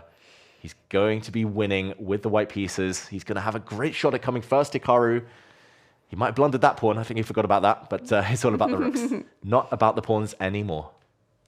Hikaru Nakamura on fire. He's back. We've been wondering, where is Hikaru Nakamura first 3 game weeks in this new Title Tuesday format? He hasn't been on the podium, but look at this. Hikaru Nakamura is definitely back. He's streaming. He's winning. He takes the win. Sergei Drigalov there, blundering his second rook. But we jump into another game, which is so important for the standings. Sarana against Fiorito. The clock tells one story. The board tells the rest of it. I don't believe here that Sarana has enough compensation. He's a full rook down. He's a full 50 seconds down. There's no checks. This just should be over. Fiorito is about to take the win, barring a miracle. Sarana earlier was doing so well, but I think he just overplayed his attack there. And now the white king about to get checkmated in no man's land. It's getting kicked all the way back, and there we go. A checkmate in the middle of the board. Game over. Fiorito wins, strikes back. Comeback from Alireza Fiorito, and he does it with the black pieces against Sarana. He takes the win. He's up on 8.5 points still, with the chance to win Title Tuesday Game Week 4. But we do have Hikaru Nakamura in sole lead with 9 points. Drigalov is also on 8.5, 1 round to go, but this is still round 10. Maxim Vagier-Legrave, great to see him playing Title Tuesday, and he's up against Sindero. Both of these players on 7.5 points, and with clocks ticking. Clocks are ticking, and clocks should decide this game, because on the board it is dead level. It should be a draw. White has an extra knight, but white has totally run out of pawns. And if the rooks come off the board, the game is immediately drawn. Sinderov now with a time advantage. Only Sinderov can win. The game is declared a draw if white wins on time with just a knight. A knight cannot give checkmate on its own. So it's Vagier-Legrave fighting for his life, fighting for the draw. Should be able to hold it against these pawns now. He's going to give a check. He's going to take a pawn, and Okay, the position repeats itself. It is a draw, a result that suits neither player. Yeah, they both wanted to win this, but a draw means they both go up to 8 points with 1 round to go. But still, games happening here in round 10. Fabiano Caruana is playing. The bar just jumped up for him. Is he winning this round 10 game against Madavi? Bluebaum maybe winning against Magzudlu. Magnus Carlsen has won his round 10 game against Andrew Tang, meaning Magnus is now on 8 points together with a bunch of players. All right, it's gonna go down to the final round. David. Can I make a prediction? Yes, please. Hikaru, he's played Faruja, he's played Drigalov, he's played Caruana, he's played everyone at an 8.5. That means he's going to play someone on 8 points. Oh, that's true. Normally, how chess.com pairings work and Swiss system pairings in general, you play the highest rated player on 8 points. That is Magnus Carlsen. Oh! The colors match. Hikaru was just white, Magnus was just black. Maybe they'll play each other in the next round. All right, it's in the stars, you guys. We have such a packed title Tuesday. This game week 4, we see all the top players playing. We're heading into the final round. It should be between Hikaru Nakamura and Magnus Carlsen, and it is! We will see Magnus Carlsen with the white pieces playing against Hikaru Nakamura. Hikaru playing to win his first title Tuesday of the autumn season. He's playing to win game week 4. Magnus Carlsen is playing to stop him. Magnus Carlsen playing the role of spoiler. Magnus knows he's not going to win Title Tuesday. He's too far behind. His tie breaks aren't in his favor, but playing the role of spoiler, especially against his old rival Hikaru, that's going to motivate him. It's the English opening here, an opening we saw earlier in the day. But this time, it's all about whether Black can break out in the center. Black wants to establish a nice pawn duo on d5, e5. Magnus wants to prevent that. Normally, you do that by bringing out the white knight to hit this pawn in the middle of the board, or you try and break up the pawns. There we go, with a pawn yourself. And quick flurry of moves there. Magnus brings out his queen. This is still well-known stuff. Hikaru Nakamura, a draw should be enough for him, but then tie breaks come into the equation. I think Hikaru would love a draw, though, in this game, as he tries to hold, tries to get the queens off against Magnus with the black pieces. Yeah. Look at this. Hikaru Nakamura knows he is fighting to win title Tuesday for the 107 times, and no better way to do it for him than in the final game against Magnus Carlsen. These two have, of course, played each other so many times in Title Tuesdays. Magnus Carlsen is up a little bit on the score between them, but it's quite close, and this is definitely a game Hikaru can win. They've been here before, of course. They've met many times in the final round of Title Tuesday, including just a few weeks ago. A couple of weeks back, Magnus took down Hikaru in the last round. And yeah, will lightning strike twice? It was level, as you said, in their Title Tuesday lifetime scores until just a few weeks back. Magnus, in the meantime, trading queens. He's gone into an endgame where both players thrive. Magnus has also given up his pride and joy, the beautiful light squared bishop, to give Hikaru an isolated pawn. So one small weakness. That is what Magnus is banking on. He's not taking any risk here.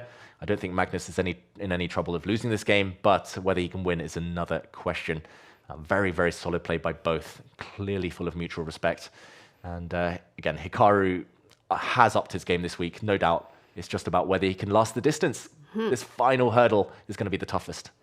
And for Magnus, of course, he wants to win this as well. He lost the game today. He played 2 draws today. He's not going to win Title Tuesday game week 4, but he really wants to finish on a high. He wants to beat his big rival Hikaru Nakamura, and he also wants to end up as high on the standings as possible. Currently in 10th place with 8 points.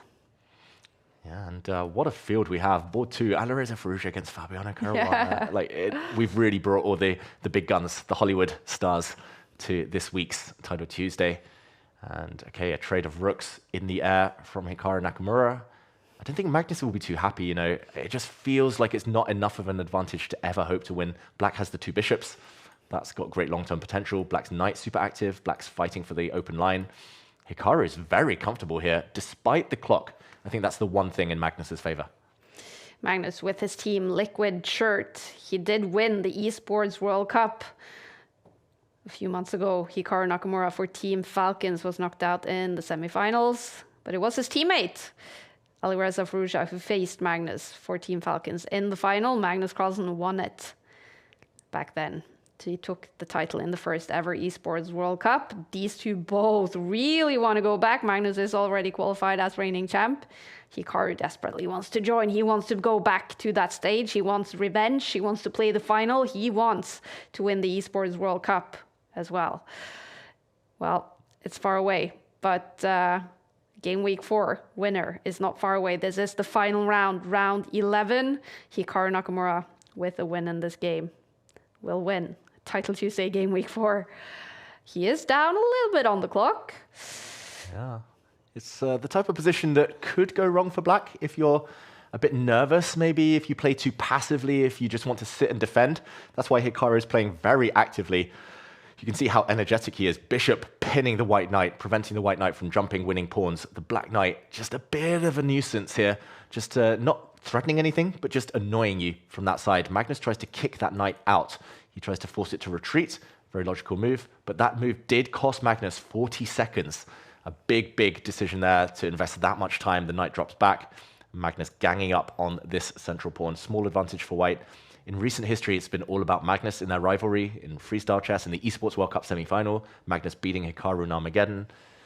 But can Hikaru hold? That's the beauty of this exact scenario. He doesn't need to win Hikaru Nakamura. A draw, I think he'd be very, very happy. He trades pieces. He's trying to desperately get that draw. He's defending this pawn. That's all important right now. Level on the clock, level on the board, level on the camera, level on everything. Hikaru Nakamura is feeling happy, I believe. Both of these players are streaming right now, but they're not speaking a lot. We can see that definitely. That tells us that this is tense, that this does mean a lot for both of them. I do have the opportunity to turn the sound on. Magnus, I'm going to try to do that, even if it's silent right now. Let's see if Magnus talks. 33. We'll see.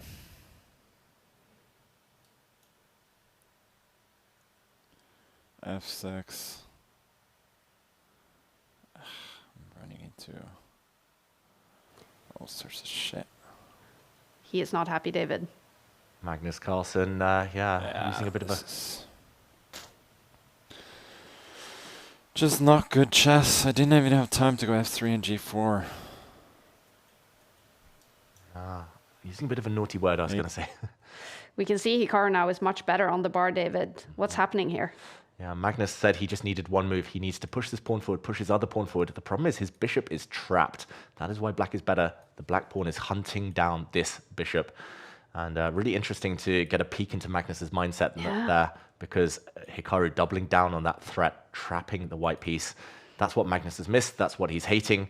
Oh, desperation, pushing his pawn forward. That pawn is easy pickings for the black pieces now. The black bishop is going to hunt that one down. Magnus has sacrificed a pawn in his desperation.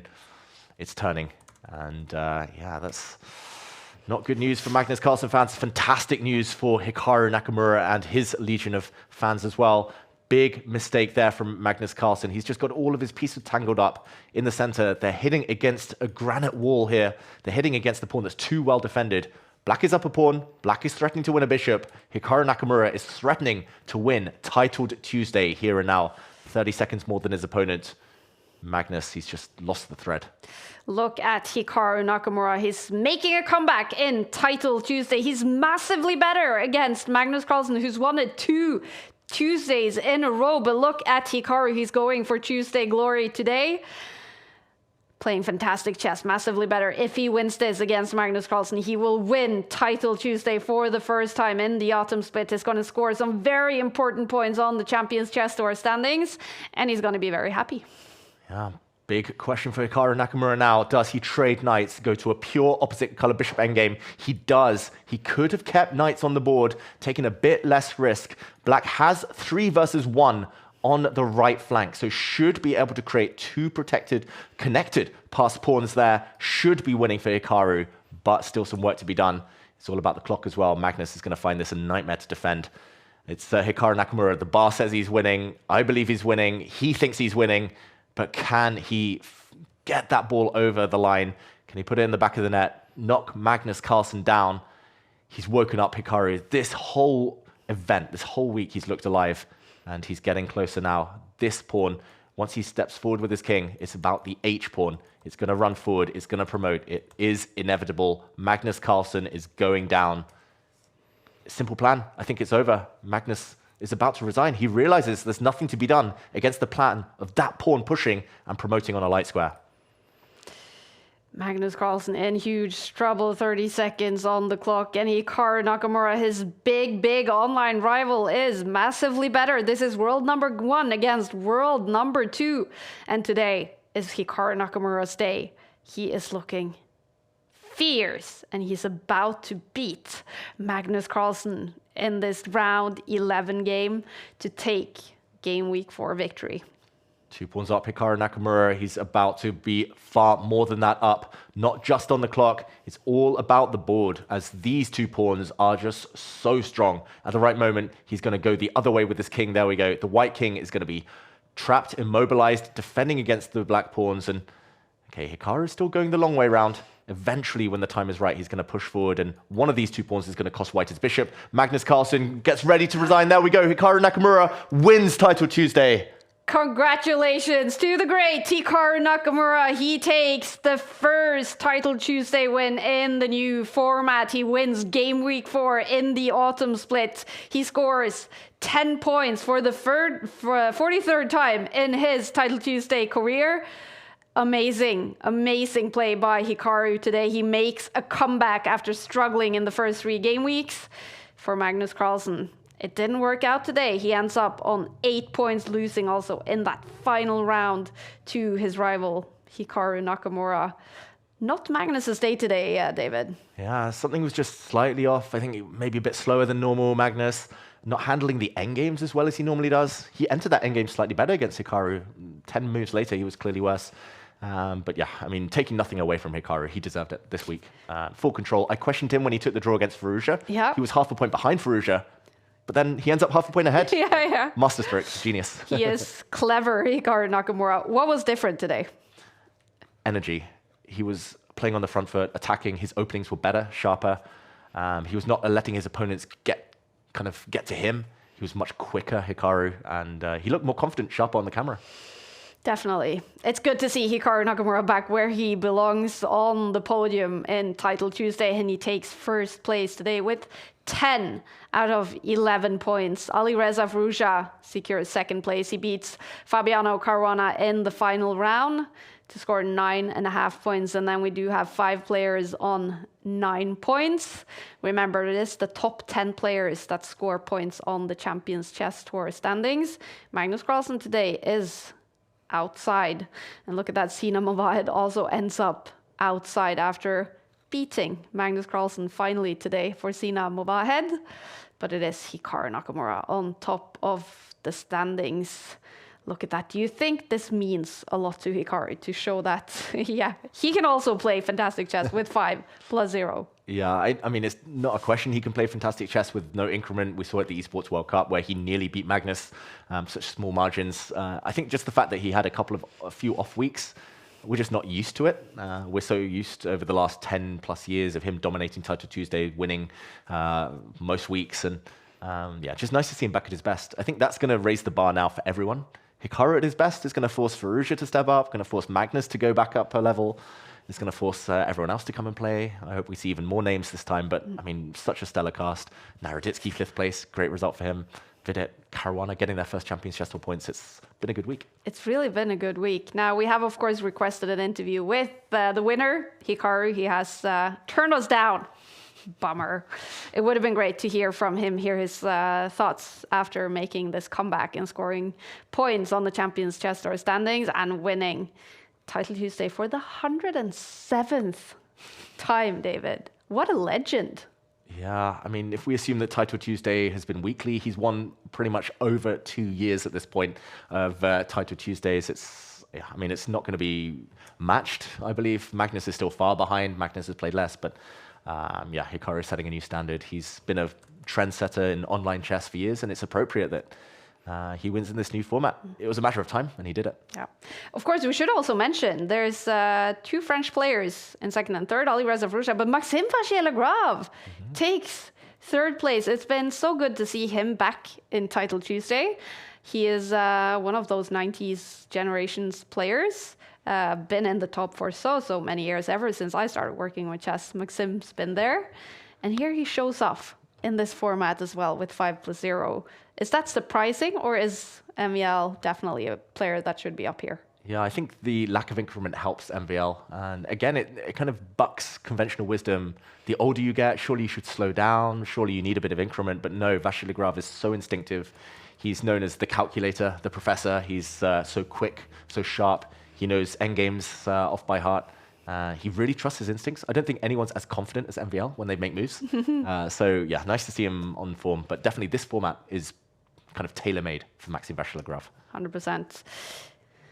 Alexei Sorana is here, Daniel Narditsky is here. We see so many of the top guns. This has been a tough title Tuesday with many of the best players in the world. We've had so much action. Drama on the board, drama on the clocks. Let's finally take a look at one more action replay. One of our favorite moments today is this one, round 9 between Alireza and Sergei Drigalov. This was dramatic. That was the moment where the white rook dropped off the board. Fiorito could have put it on any safe square and would have won this game. Fiorito would have won the tournament if he had kept that rook on the board. He went on to win the rest of his games after this, but there we see small margins. And 5 seconds for Drigalov. Not enough to checkmate in most positions, but here, just due to the fact the white king started on the edge of the board, that helped him so much. Fiorito too late, spending those seconds, those valuable seconds he'd amassed on the clock, but realizing now that it's over. The black rook gives a check, the black knight comes in, guaranteed checkmate on the next move with the knight coming into G3 or F2. Fiorito leans back in disgust. Self-inflicted, and Drigalov, I've never seen such a happy man as that. I know. I love that reaction. It really means something to win these games in Title Tuesday. That was a huge one for Drigalov. For Alireza, can we kind of compare it to football or soccer, David, when you play too much on your lead? You put all your players in defense. Yeah. You're just too safe. You're running the ball to the corner flag, trying to waste a bit of time. You can just keep the ball and probably win the game. But no, he gave the ball back, and I mean a bit of an own goal there to lose that one. Mm-hmm. All right, we've been waiting for some reaction from these top players. We've been turned down. Magnus has also left the building, not happy today. He ends up in 16th place, but we do have someone coming in to join us here in the studio. I'm just going to wave him in, and it's our great friend, Simon Williams.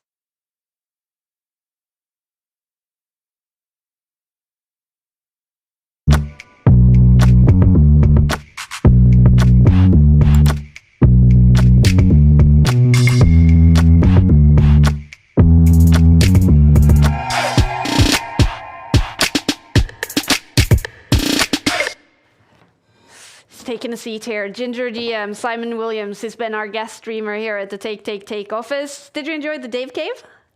Yeah, it was a nice little cave. I'm not sure I enjoyed the chess too much, but it was good fun. It was entertaining. Yeah. And you got a nice little cave there, Dave. So thank you. Yeah, it was good fun. Yeah, it was. Yeah. You ended up, Simon, on I think 6 maybe. So 6 out of 11. I started off like terribly. I think I lost my first like 3 games or something. Then I lost my last 2 games. So if it was the middle part, then it would have been okay. But yeah, there's just a lot of good players. There's so many good players, even like these people you haven't heard about. They're 20, 28, 2900, and they're just very good, very strong. So, but it was fun. Yeah. In parts. It's never nice losing. I'm a bad loser, so I'm a little bit grumpy, but not too grumpy. So, yeah. It's good to see. 6 out of 11 for you today, Simon. We did agree before you played that you had everything to blame today because you had massive transport issues. You spent the night in an airport. You hardly slept anything. Yeah. So basically, pressure was off today. The pressure was off. I mean, I haven't really slept, but I mean, that's part of the process sometimes, isn't it? But I felt okay, to be honest. So I got no excuses really. I mean, I flew in yesterday, and there was some like UFO attack or something on Oslo, and had to try and sleep for it. Yeah, no, it was interesting, but it ended up being like 15-hour journey or something. So Holy cow. Yeah, that's brutal. Now, you were kind of anxious on seeing this 5+0. This is, I think, the second Title Tuesday you play this season, or the third? I think I've played 3, but I've rage quit the last 2. That's what I thought. So this is like the first one I finished. And maybe. you couldn't rage quit today since you were here. I had no choice. After 3 rounds, I really wanted to rage quit, but I was like, oh my God, I'm stuck in Dave's cave. I can't get out. What do? I've got to play. So I had to start winning. I thought, but I had no option. Well, I like that option, starting winning instead of rage quitting. Yeah, no, it's better. good. You got to bounce back when things go wrong. That's the important thing. But I really like the tournament. I think it's much more exciting. Mm-hmm. Even to play it or just to watch it? Yeah, to play it. Yeah, it takes a bit of getting used to. Mm-hmm. I mean, I think me and Dave, when we started playing, it was what the tournament used to be. You can flag your opponent. That's part of the game. So if someone takes too long, it's their own fault, and it adds a bit of excitement to the tournament. So I approve. Yeah. Great to hear. Now, Simon, we did see Hikaru Nakamura make a comeback today. He won Title Tuesday. Are you? What do you think about? He's been struggling first 3 Tuesdays in this new format, and today he made that comeback. Have you expected that to happen at some point? I mean, you got to expect Hikaru to win a Title Tuesday. It wouldn't really be Tuesday without him winning. Yeah. He's got to win. He's just too good to not win. I mean, he calculates so well. He's very confident, and it was going to happen. I obviously didn't see many of the games. He beat Magnus in the last one with Black. Yeah. So it's a great result, and it's like back to normality, I guess, for these guys, really. So yeah. I guess that's the highlight for Hikaru today, finishing off with that win against Magnus. What was the highlight for you today? You talk about your losses, Simon, but let's talk about the good moments. What was your favorite today? Seeing you two, of course. Yeah, bringing a smile to my face, and couldn't be better than So seeing your friendly faces. Likewise. And I had a beer during it. That was also quite a highlight. Oh, lucky you. Yeah, I lost 3 in a row. Had a beer, won the next 5. Go figure. That's the recipe. So this is perfect. So, I heard Magnus Carlsen do similar things in history. You did have a winning streak of what was that, like 5 games in a row? Yeah, something. Yeah, it went all right in the middle. So yeah. Then so it was okay in parts. Yeah. So I guess there's a lesson in here, David. Never rage quit. Yeah, I mean, or is that easy for me who doesn't play Title Tuesday? Easy to say. We've all been there. Like I've rage quit countless times. Magnus rage quit Freestyle Friday a few days ago. But no, perseverance is key. And Simon, what are your plans going forward with Title Tuesday? We're going to see you make an appearance every week now. Try to go on a 6-game winning streak, then 7, then 8, then 9. I'll play, but I'm probably not going to get that same route again in, because it's like flying to Australia every Tuesday. So probably the same length. But no, I mean, I try to play every week. I love playing. It's been the best tournament for a while, and it has got better. I mean, people can watch your lovely broadcasts. They can watch, the best player ever, Magnus broadcast, Hikaru. Crap player like me broadcast if they want. And there's a lot of stuff going on. So and it's really good. I mean, there's so many strong players. It's always fun. It's always exciting. So I'll definitely try to continue playing. But I'll probably also rage quit a couple of times as well. So yeah, if it goes bad, it's gonna happen. Yeah. So to our Norwegian fans, Simon, are you heading to the good night tonight? Can they meet you there? Yeah, maybe. Or are you too tired? I'm either going to go to the good night or have a good night. I'm not, one of the other. Yeah, I'm pretty spaced out at the moment. Yeah. So we're lack of sleep. So we'll see. Yeah. Always fantastic to have you. Talking of spaced out, Simon, can I ask the kind of inspiration behind the mushroom t-shirt? That's a good question. I mean, it's just nice and colourful. I thought I always wear black. I thought I'd try to put a bit of colour on, and these grow quite near me in Britain. They're quite famous. I think you can get them in Norway.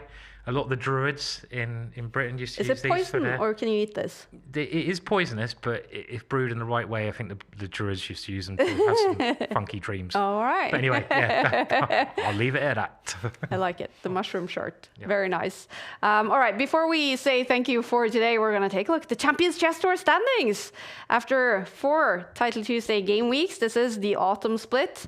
It is 13 game weeks, and your top 8 results will count towards the Esports, the Champions Chess Tour leaderboard.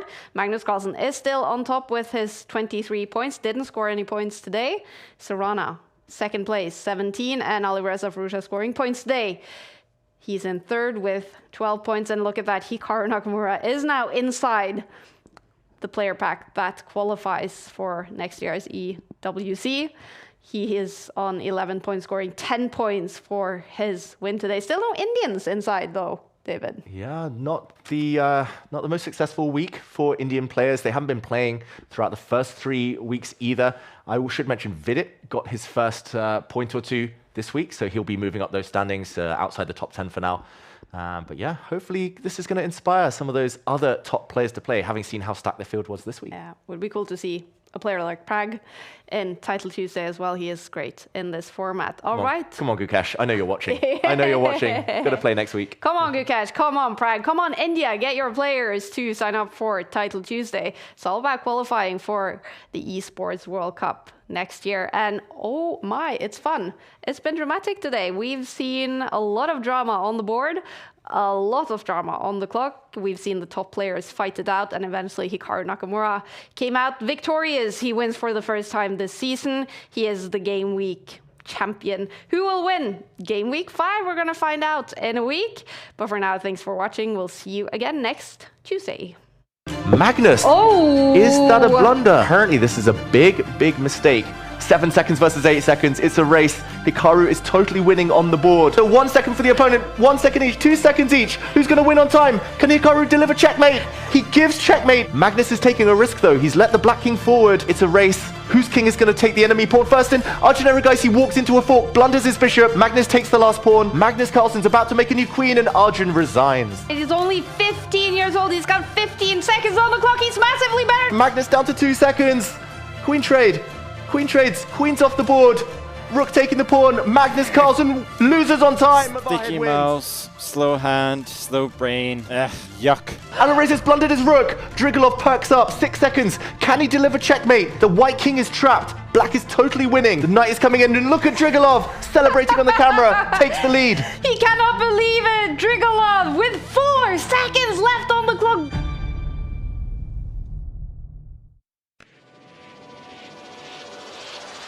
Here we go.